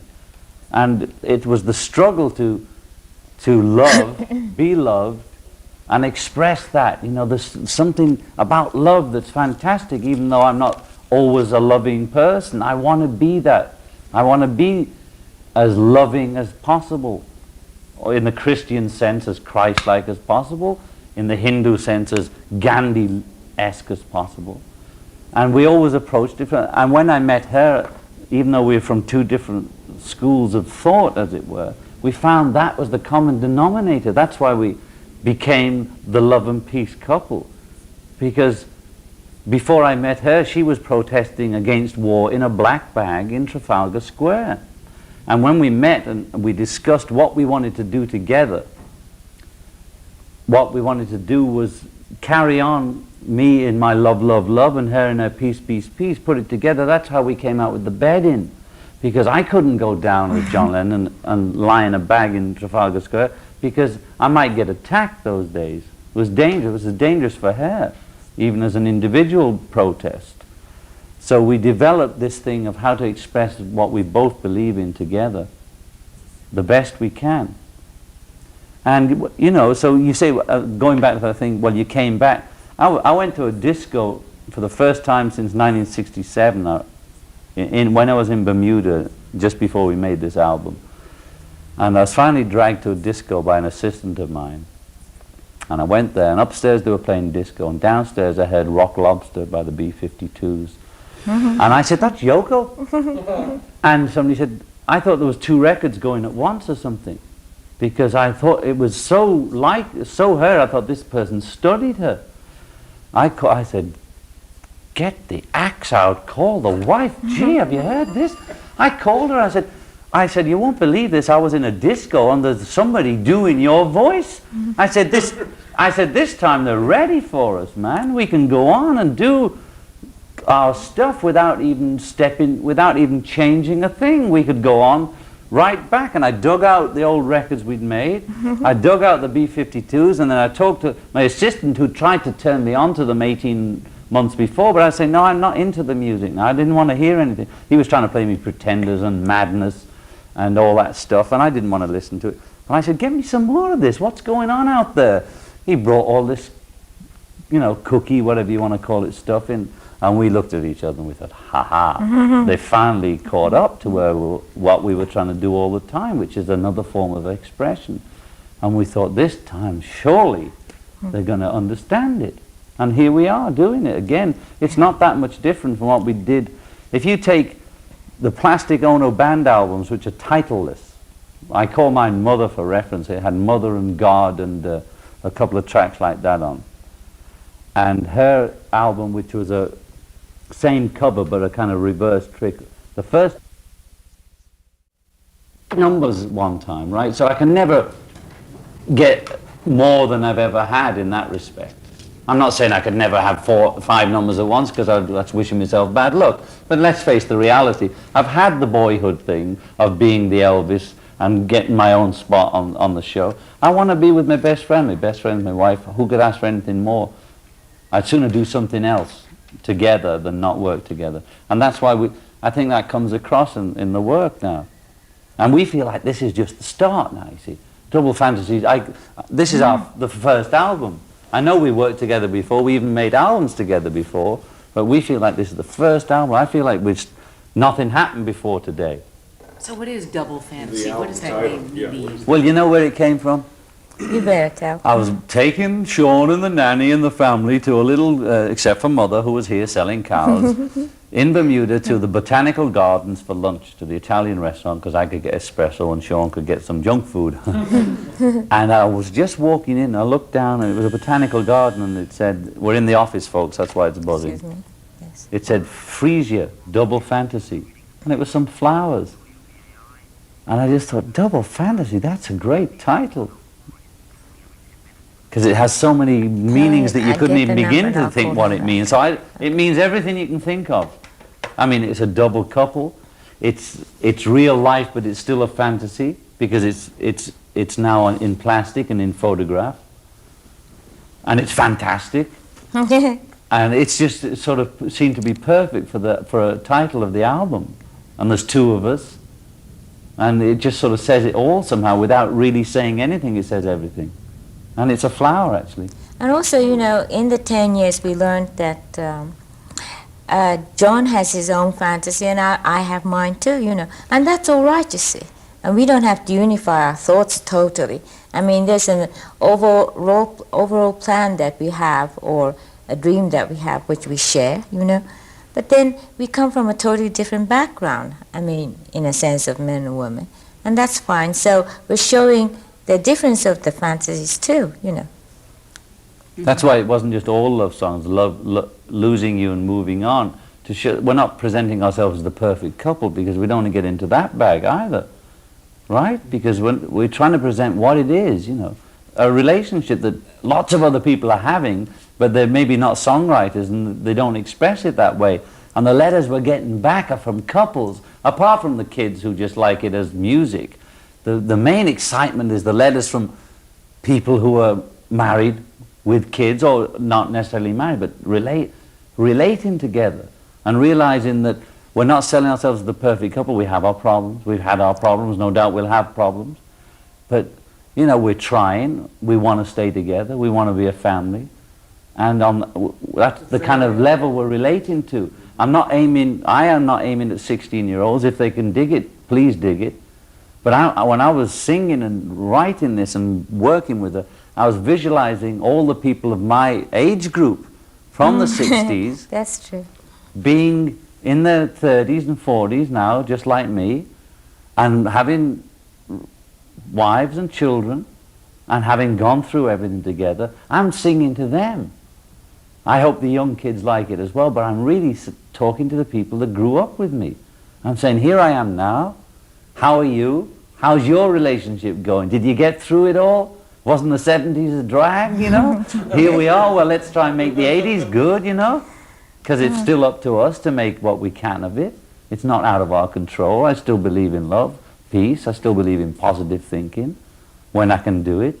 I'm not always positive, but when I am, I try and project it. Well, overall, we're getting more and more positive, aren't we? Because we somehow- survived. I That's know, the thing. You have which to is give fantastic, thanks yeah. to God or whatever it is up there, the fact that we all survived. We all survived Vietnam or Watergate or the tremendous upheaval of the whole world that's changed. We were the hip ones in the 60s, but the world is not like the 60s anymore. The whole map's changed, and we're going into an unknown future, but we're still all here. We're still, while there's life, there's hope. So it sounds like instead of the down litany of the early 70s, where all the things you don't believe in, now it's... Exactly, and that's why I put the ting, ting, ting on the beginning of starting over. And I hope somebody would catch on, but it's easier if I explain it, because I like to be mysterious. A little part of me still likes to be. But in actual fact, the beginning of Mother, the Plastic Ono album, you hear this litany, boom, you know, very slow church bell, which was like a death knell, you know, I don't believe in, and the Freudian things about mother and father. And that was a kind of negative positive. I was trying to make a positive out of a negative, but it was heavy going. And the reason this one goes ting, ting, ting is to show that I've come through. And whoever's listening must have come through, or they wouldn't be here. And that's because I always consider my work one piece, whether it be with Beatles, David Bowie, Elton John, Yoko Ono, and I consider that my work won't be finished until I'm dead and buried, and I hope that's a long, long time. So to me, it's part of one whole piece of work from the time I became public to now. And that's the connecting point between that, and you hit it right on the head. And the 80s, it's like we got a new chance, you know? So the multi-year process that went into this evolution to starting over, well, obviously it was filled with a lot of bad stuff as well as good stuff. Of course. Yeah. What was the worst for you? The worst was being separated from Yoko and realizing that I really, really needed to be with her, wanted to be with her, and could not literally survive without her as a functioning human being. I just went to pieces, and I didn't realize that I needed her so much. What do you think is the work that reflected this feeling of the period? Well, that period I did the Walls and Bridges, which wasn't bad. It's technically okay, and if you pull it apart as production or, you know, format of the songs, there's nothing wrong with them, but there's an air of loss.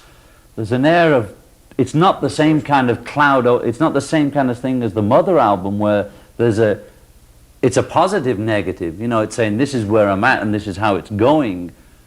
And you could say it was a film where you came out crying from that movie. But Walls and Bridges has this air of misery, but you can't put your hand on it. There's a kind of cloud around it.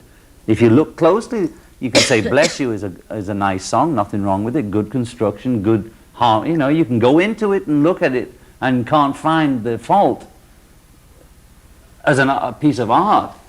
But overall, there's some horrible confusion and loneliness in it that is apparent from the whole album that it gives off. Number 9, Dream, always seemed to me the most wistful, longing song.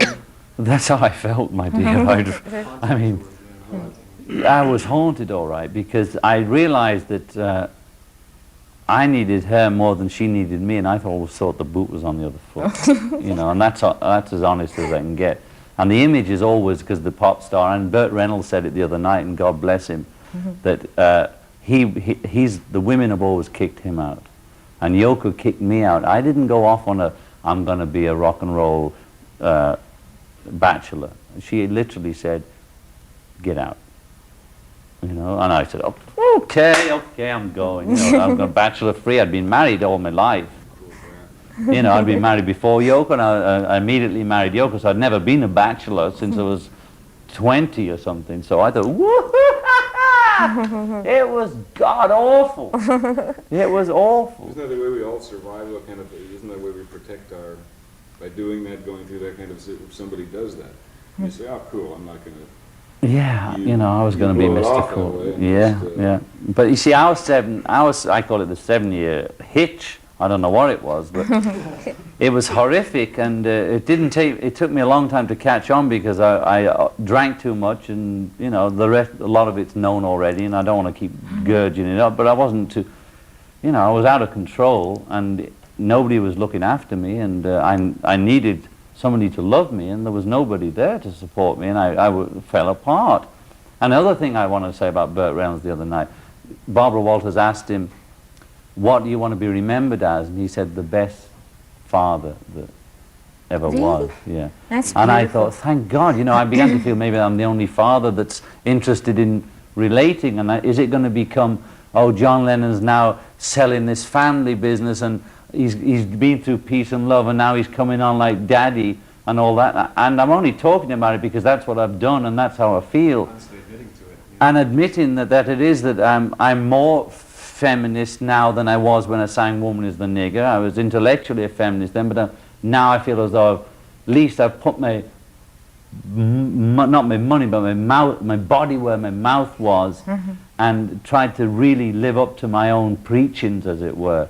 And to see somebody like Burt Reynolds, who is the world's #1 male star over all the pop stars worldwide, to have the guts to say he wants to be known as a father, I thought, oh great, I'm not going to be alone on this one.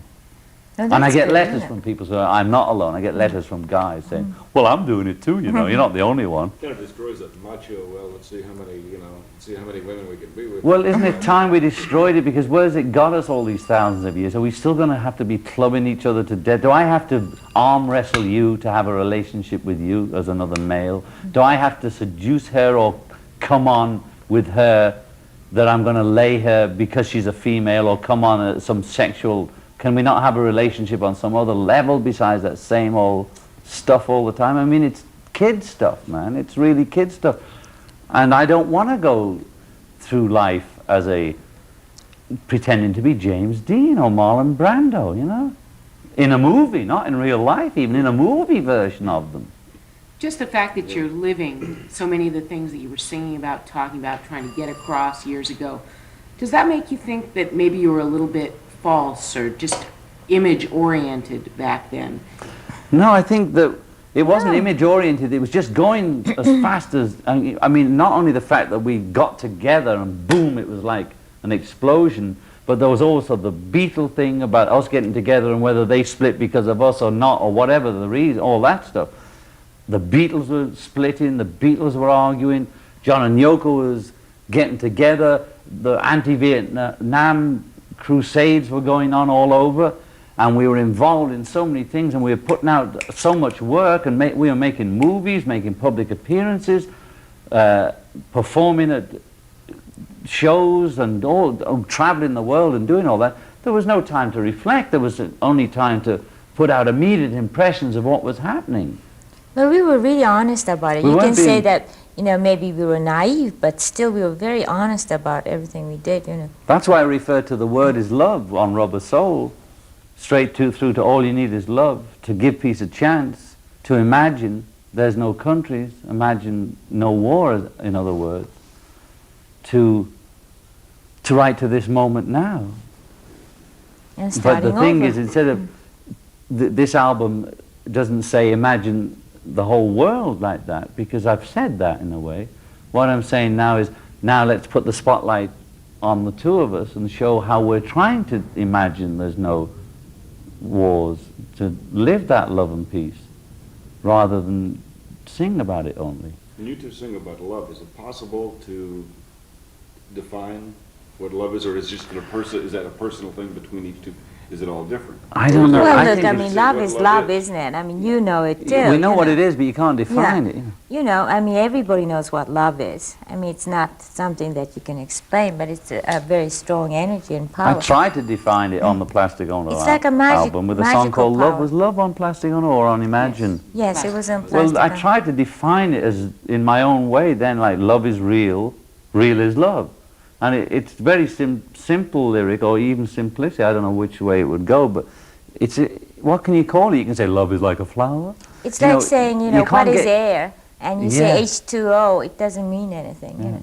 It's whatever it is when it feels good is love, and the other one It's is not not love, love. you know? On that same album, when you first sang Hold On, did you have any idea of the things you were going to go through? That No. No Amazing, idea. isn't it? No idea. Oh, but the other thing is, you know, because John explained it, so I have to explain my side of it, is that it's almost like, maybe it's almost like John and I are sort of a prototype of that situation, but because the world was pressuring me so much, I mean, read too much and really suffocating me in a sense that I can't work anymore. And when Joan was in LA, I really had enough space to think about it and all that. I realized it was the society, it wasn't John so much, it was the society that's really messing the whole thing up, you know. And when John came to New York once to sort of wanting to come back, and I said, and Not quite on his knees, but one knee.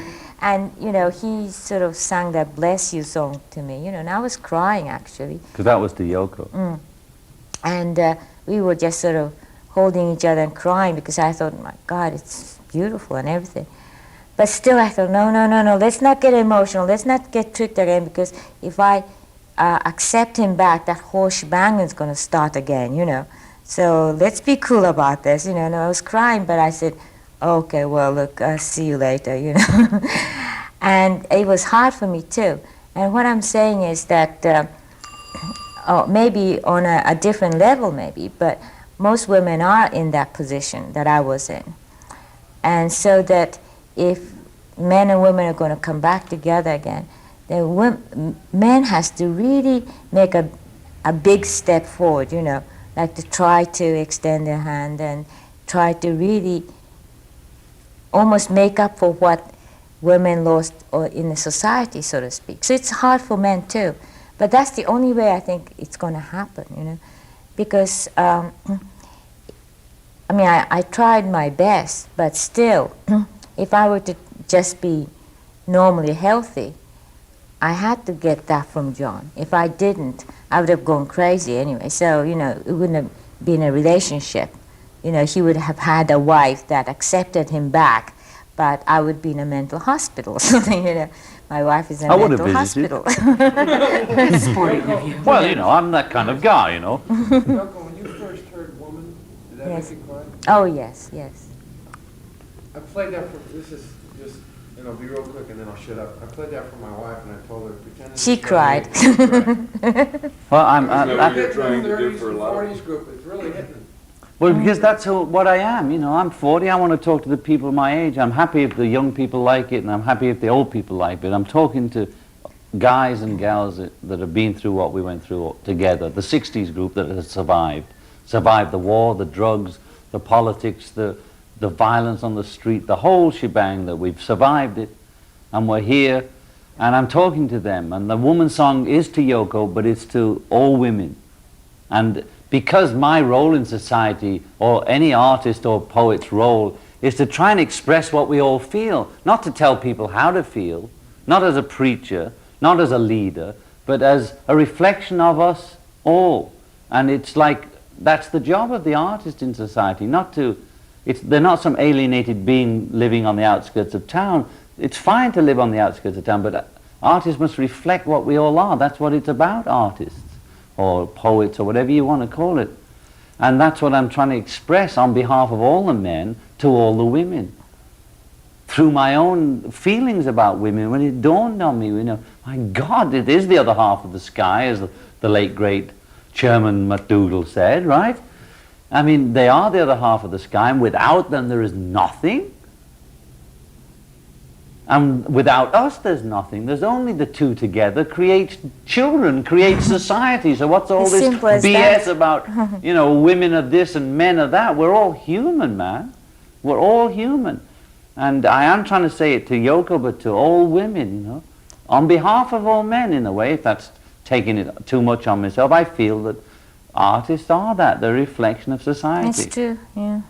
But I mean, Mirrors. the thing that I went through when we were separated was amazing. I mean, down to if I'm outside or something, reporters would ask, well, do you think John's going to ever get back to you? Or, you know, that sort of nonsense, you know.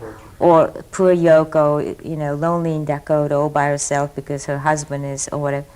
And it's that image is so humiliating. But I wasn't going to stand up and say something because that would humiliate his macho image, you know. But the other thing is, well, so he was having a headache because he got drunk or something and he had a hangover or something. Well, so that's men, you know, For that's sort 18 of all right, months. creating his own headache. But I was getting a headache because of all these people saying, you know, sort of nonsense. Well, me and Bert have owned up. Well, double fantasy doesn't seem to be at all the first fantasy or the first what if situation. Imagine, of course, said, you know, what if this, what if that. Yeah, yeah. How did that come out for you? How do you mean? How did Imagine come out? Yeah, were you really wondering to yourself, or were you trying to get other people to look and say, hey, what if we did like this? Well, it was. It should really have said Lennon Ono on that song, because she contributed a lot to that song. And Imagine was straight lift out of her book Grapefruit. There are pieces in there that say imagine this, imagine that. But you know, so I didn't give her credit. Tra la la la la. But the point The being, album yes, was dedicated yeah, to because me instead. people. which So I was a dedicated the nail. album to her, which is a cop out. But you know, well, I was only as honest as I could be then. You see, you can only be as what you think, you know, as best you can at the time. But the point of the song, right, is because people keep saying, well, what were you doing? What are you doing in the bed in? What are you doing, two virgins? What are you doing together? What are you doing? What are you doing? That's where we first came out with, all we're saying is give peace a chance. Literally came out of my mouth as a spoken word to a reporter after being asked millions and millions of times, what are you doing?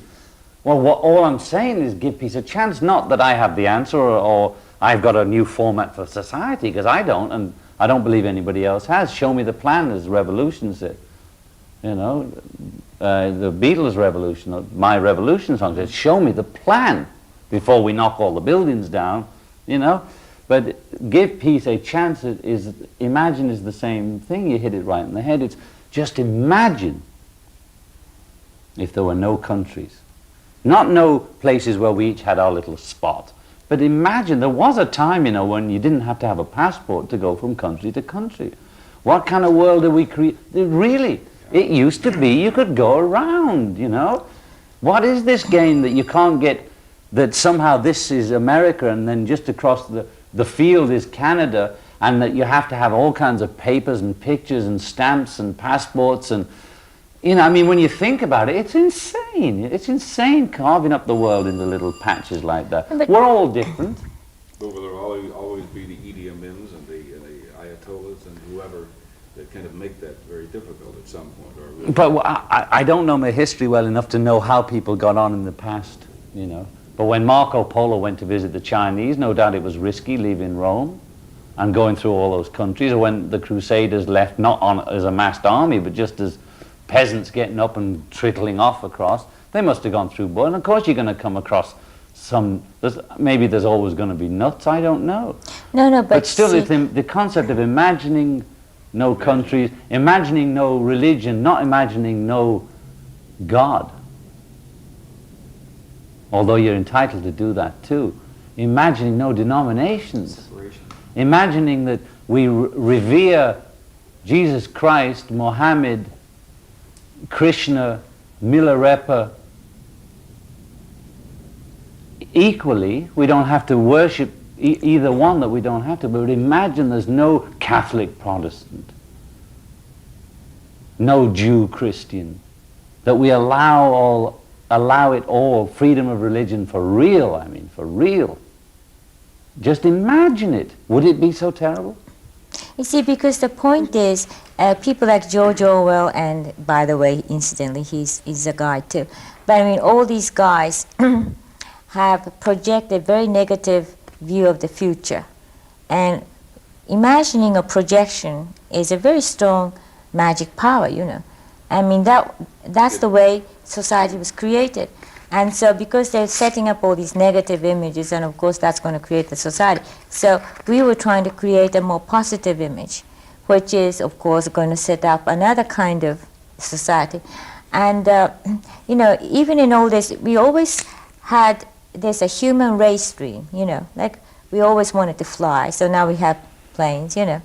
And the next probably dream is wanting to be peaceful. Well, the other great of course we can. dream of mankind, one was to fly, which might have taken us a long time, but it took somebody to imagine it first. Yes, kept imagining. Second was reach the moon, right? Yes, which we reached. Which we reached. Now it was an American in an American rocket, because that was the way history was at that time. But mankind would reach the moon because they said one giant step for mankind. It was for all of us we went to the moon. We were always saying, you know, like wanting the moon, or, you know. But nowadays even football players are doing it, right? which we were doing then, which is projecting the future in a positive way. Now people will say, no, you're naive, you're dumb, you're stupid. Okay, it might have hurt us on a personal level to be called names, but what we were doing, you can call it magic, meditation, projection of goal, which business people do. They have courses on it. The footballers do it. They pray, they meditate before the game, they visualize themselves winning. Billie Jean King visualizes every move on the court. What we were doing, we were early pioneers of that movement, which is to project a future which we can have goals which we can reach. Right? People project their own future. So what we wanted to do was say, let's imagine a nice future. She's right. The males, like even Aldous Huxley and George Orwell, who produced 1984, you look into Orwell's life, it was all torture and this, that, and the other, and he was brought up in a certain environment in a male-dominated society full of Marxist stuff about Spain, and they were all from the whatever that period when they had those dreams of socialism answering everything, right? And their dreams fell to dust after the war, and then they wrote these books projecting this horrific Big Brother, monsters controlled by robots, and even now I think these people that project the space fantasies are projecting war in space continually, with women in miniskirts, available sexual objects, and the men with super macho John Wayne guns on their hips. Big shoulders. I'm saying it's time for the people to get hip to that, man, because they're projecting our future. Do we want our children to be out in space, or grandchildren fighting, maybe not Russians, but Venusians in space? You see, if it works for a football player and a tennis player, it can work for all of us. We have to project a positive future. I mean, I think that's what Christ and Mohammed and those people were saying in their way, in their time, for their society. If we look back to, if we think of the 60s as somewhat more of a liberal time, the country or the world was leaning to the left, if you want to say that. We just finished an election. If all the analysts are correct, this country has made a swing to the right. England, with the election of Thatcher, and making that move somehow to a more conservative stance. And you wrote a song called "Power to the People." The power to the people. If it is true that 53% of the people in this country voted at all, they didn't even cared. Do you think they have more power Oh, sure, today, or definitely. do they have less? No, they care, always had a lot of power.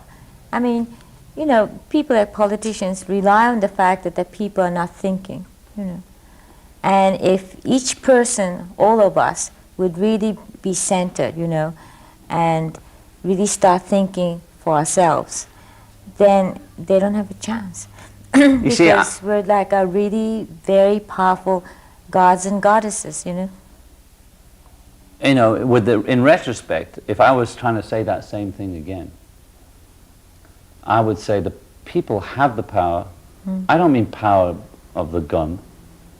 They have the power to make and create the society they want. We all created this together. It wasn't a few kings or a few generals. We might have invested the power in a Napoleon, or the Germans might have been hypnotized by Hitler.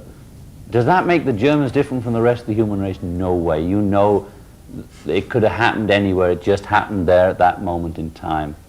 Okay? And also, the world we do breathe in and we breathe out. So you go to the left, you go to the right. It's in the long term, it's meaningless. Even since I was a conscious of politics, it was the right in the 50s, the left in the 60s, and sort of nothing in the 70s, and it's going to the right.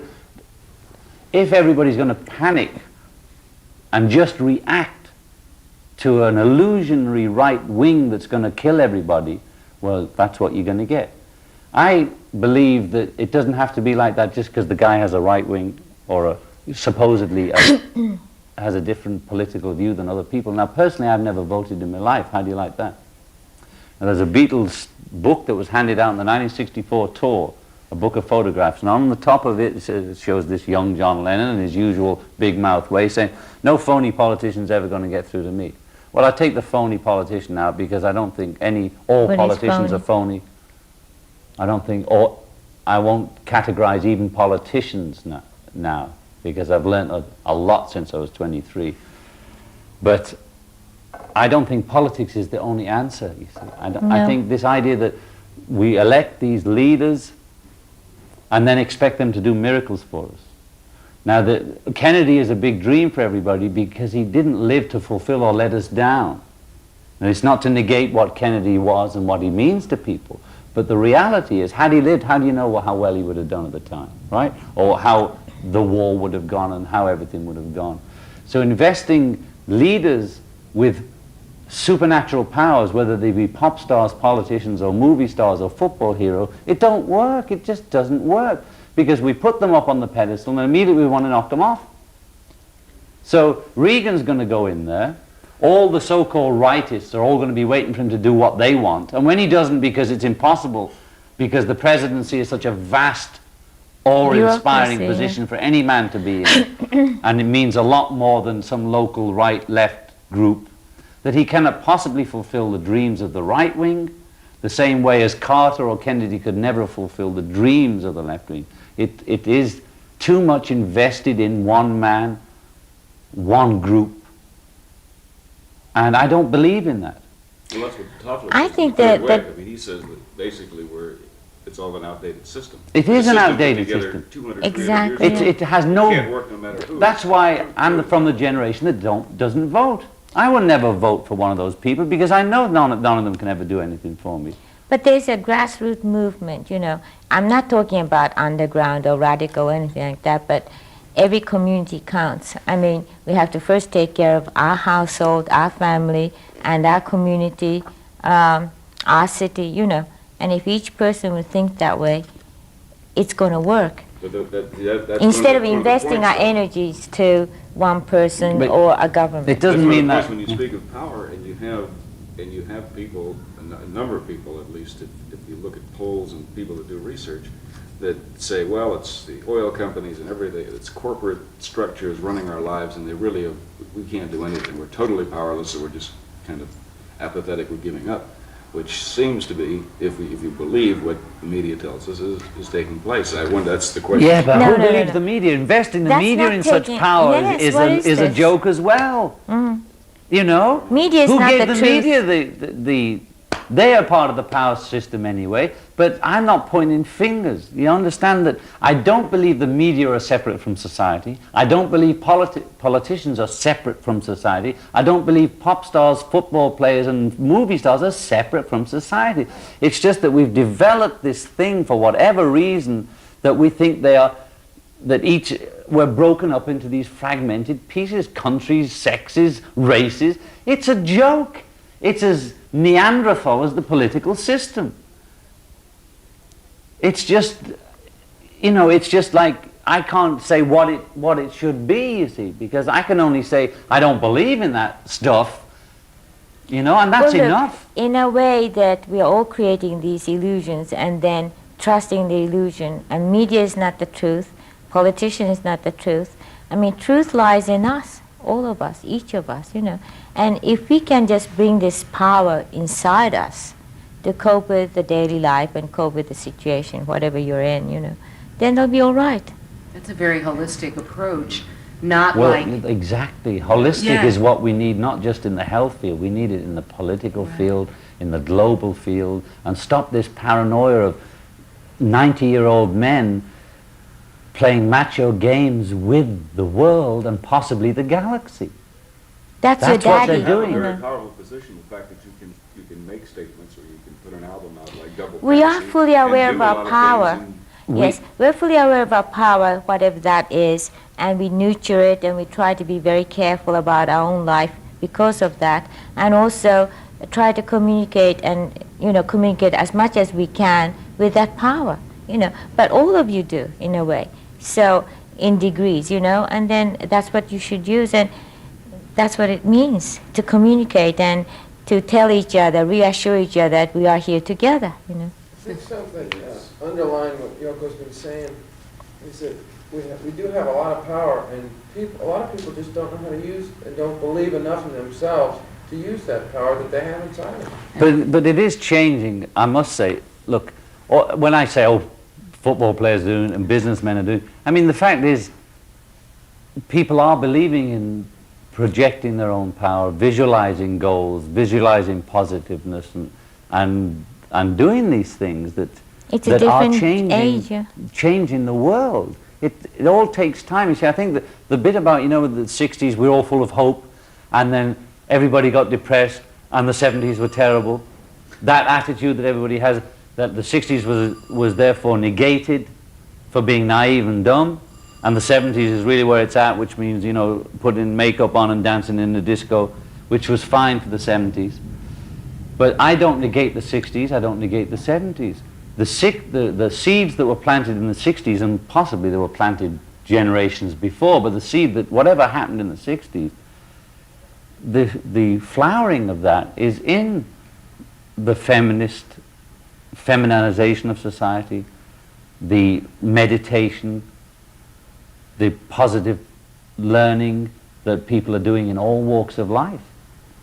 That is a direct result of the opening up of the 60s. Now maybe in the 60s we were naive, and like children everybody went back to their room and said, well, we didn't get a wonderful world of just flowers and peace and happy chocolate, and it wasn't just pretty and beautiful all the time, and that's what everybody did. We didn't get everything we wanted, just like babies, and everybody went back to their rooms and sulked, and we're just going to play rock and roll and not do anything else. We're going to stay in our rooms, and the world is a nasty, horrible place because it didn't give us everything we cried for, right?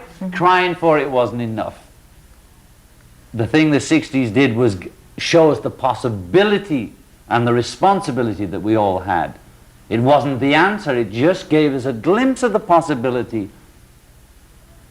And the 70s, everybody's going, nyeh, nyeh, nyeh, nyeh, and possibly in the 80s, maybe everybody would say, okay, well, let's project the positive side of life again. You know, the world's been going on a long time, right? It's probably going to go on a long time. But also, you know, So the 60s was sort of really going out and communicating and expanding, but in the 70s, people think that nothing happened, but in a way, we went back inside us. There's a lot of very interesting magical psychic things that happened, you know, and people got tuned into. And so with the 60s expansion and 70s knowledge, I think 80s is going to be another step up, you know, and be beautiful, you know. Do you think if people had realized the holistic potential for healing and growth within them, that would have stopped, say, a lot of people from running to, certain movements, religious, psychological, whatever, for sudden answers? Yeah, I think, but there's that part of us all, including myself, that wants to belong to some group. No, I don't mean a rock group, but a group in society, because it makes you feel secure when times are hard, or there seems to be a threat of war or a threat of monetary crisis, and the media, with help from the public and the politicians, hype it up that it's the end of the world or the end of America or the end of financial empire or whatever it is, and everybody gets insecure and wants to belong to a group, including me. I was always wanting to belong to something, even though I always wanted to be the rebel on the outside. Part of me always wanted to be part of it. And it's an insecurity. I'm not saying that anybody who's become a born-again Christian or a born-again whatever the other groups are. But in general, to me, it looks like a sign of insecurity, because I recognize it in myself, that when I do go through that terrible insecurity of the world is collapsing and going crazy, it doesn't make sense anymore, wouldn't it be easier if I was just along with these people, this few hundred or few thousand that all think the same way, and it makes life easier like that? But And there's I a think good if reason people for that. realize that it's not the end of the world, the apocalypse is not going to happen, no matter what some person might threaten us with. Those people have been waving those end of the world. I remember those, the end of the world is nigh cartoons when I was 12, you know. My whole generation, our whole generation, was brought up with the H-bomb. I remember Bertrand Russell and all the H-bomb, and the reason that we were rock and rollers apparently in the 50s was because the bomb might go off any minute. Okay, so... Drills in school, okay. Right, All right. outside in case But, of bomb. you know, I mean, I don't think that's going to happen. I really don't think it's going to happen. And what happens if it happens? Well, Just what happens if they drop the bombs all over the earth? What's going to happen?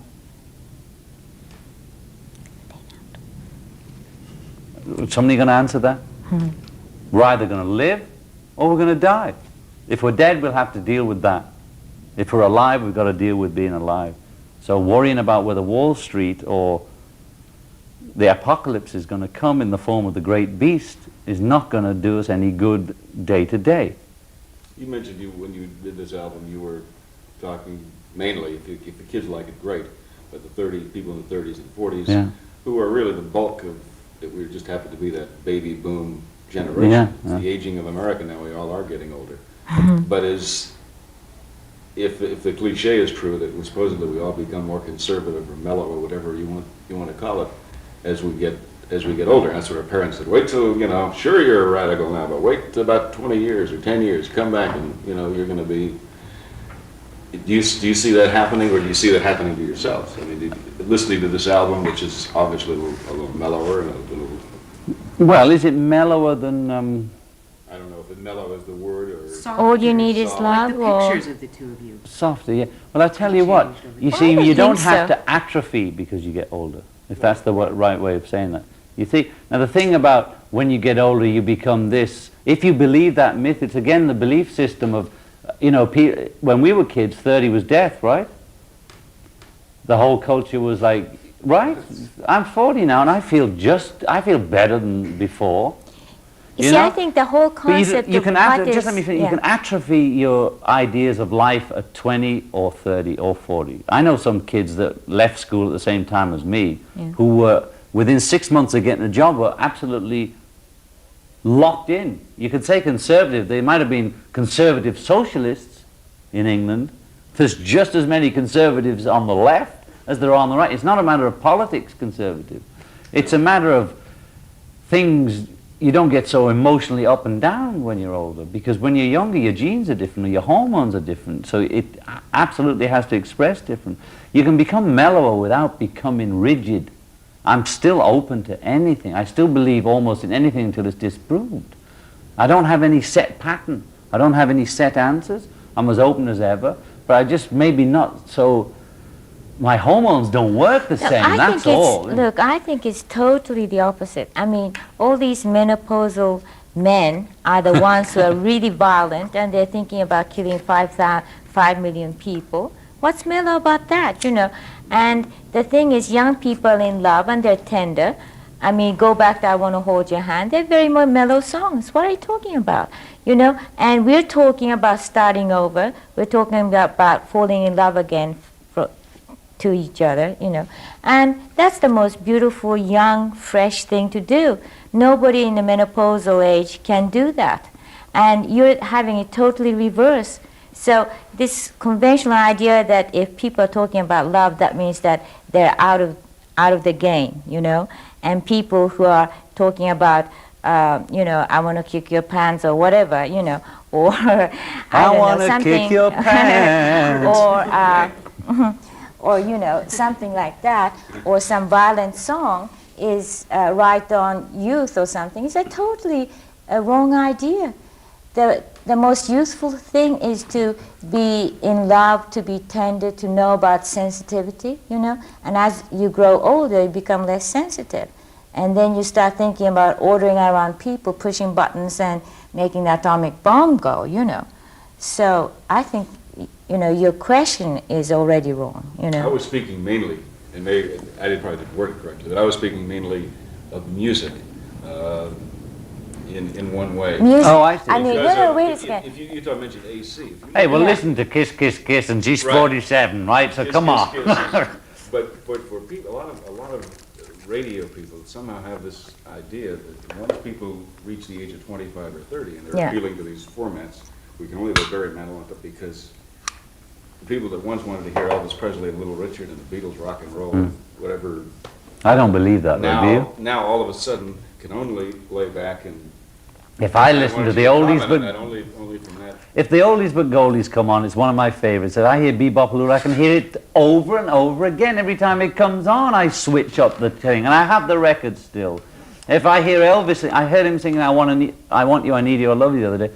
I mean, I was just in heaven. I know, of course I was going back to my youth and remembering the dates and what was going on when I heard that music. So I don't believe that the AC, or what I used to know as MOR, only want to hear Barry Manilow. I think they just as well might enjoy hearing Little Richard. Well, but music-wise, even, you know, music is just a format, and we're adding many different formats, and that's interesting. But new wave is going to be old one day too, you know. Old very hat soon. any Yeah, minute. it'll be old hat. The minute it's out there and it's #1, that means that it's old hat, you know. And I think it's nice to discover all different forms of music, and that's nice. But at the same time, that doesn't mean the old form doesn't mean anything. In fact, if a young generation person picked up a very old form like Elvis or something and did it, you wouldn't call it, well, he's mellowing. or I'll give you, anything for like that, instance, Bruce Springsteen's Hungry Heart, which I think is a great record, is, to me, it's the same kind of period sound as Starting Over. I think the Cars Touch and Go is right out of the 50s. All that new wave, a lot of it is 50s stuff, but with the 80s styling. But and that's what I think Starting Over is. It's a 50s song made with an 80s approach. Are we on? Forever here, Yeah. or did you say anything about that? Or Well, you know, We have to make the other album first, probably. I like to make at least, I'm so hungry for making records because of the way I feel. I want to make some more records before a tour, so I'd like to make at least one more album before actually just making that final decision of calling those very expensive session musicians and taking them on the road, you know. But when I went in there, I had no intention of going live, because I've noticed a lot of people like Clash and things like that don't do any personal appearance hardly anymore, and they just make a video and a record. And so part of me would think, but when we were playing in that studio, and then I don't know whether it was Tony, the bass player, or the drummer, after we'd done Starting Over, he said, can we do this again? I mean, let's take it on the road. And that was the first time it came. I thought, my God, this would be fun, wouldn't it? And if we can do it in the way we've done the album, which is have fun, enjoy the music, enjoy the performance, be accepted as John and Yoko, then I'd be happy to go out there. in small but I- or large halls? That's the thing, you see. That's the bit I don't want to think about, you know. I don't know whether yet. Madison Square Garden is what I really want to do, but then can I really go into a small club, and am I going to have to deal with, oh, he couldn't make Madison Square Garden anymore? Do I have to care? Do I care? I don't know. But it's certainly a very big possibility that when we get the next album tucked away and people know the songs from Double Fantasy, we can go out and perform from Double Fantasy and the new album rather than having to go back even to Imagine, although we might do it, or even before Imagine. I don't really want to go out and do Yesterday. All my troubles seem so far away.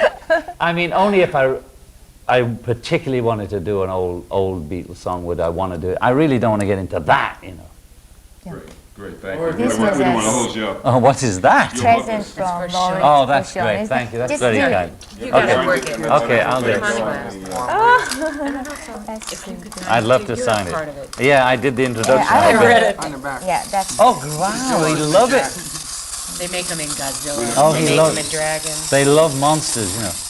All this peace and love talk. He loves weapons and space fights and all, you know. Yeah, I've got a pen here. Yeah. Could you I just love sign the way this this to went. Yes. Debbie? I really She had a wanted good time. Baby? Yes. It was You can say enjoyable. to Oh, yeah. Debbie, hope to, Same time tomorrow. maybe that we'll Monday, see you and- in San Francisco, or she would love that.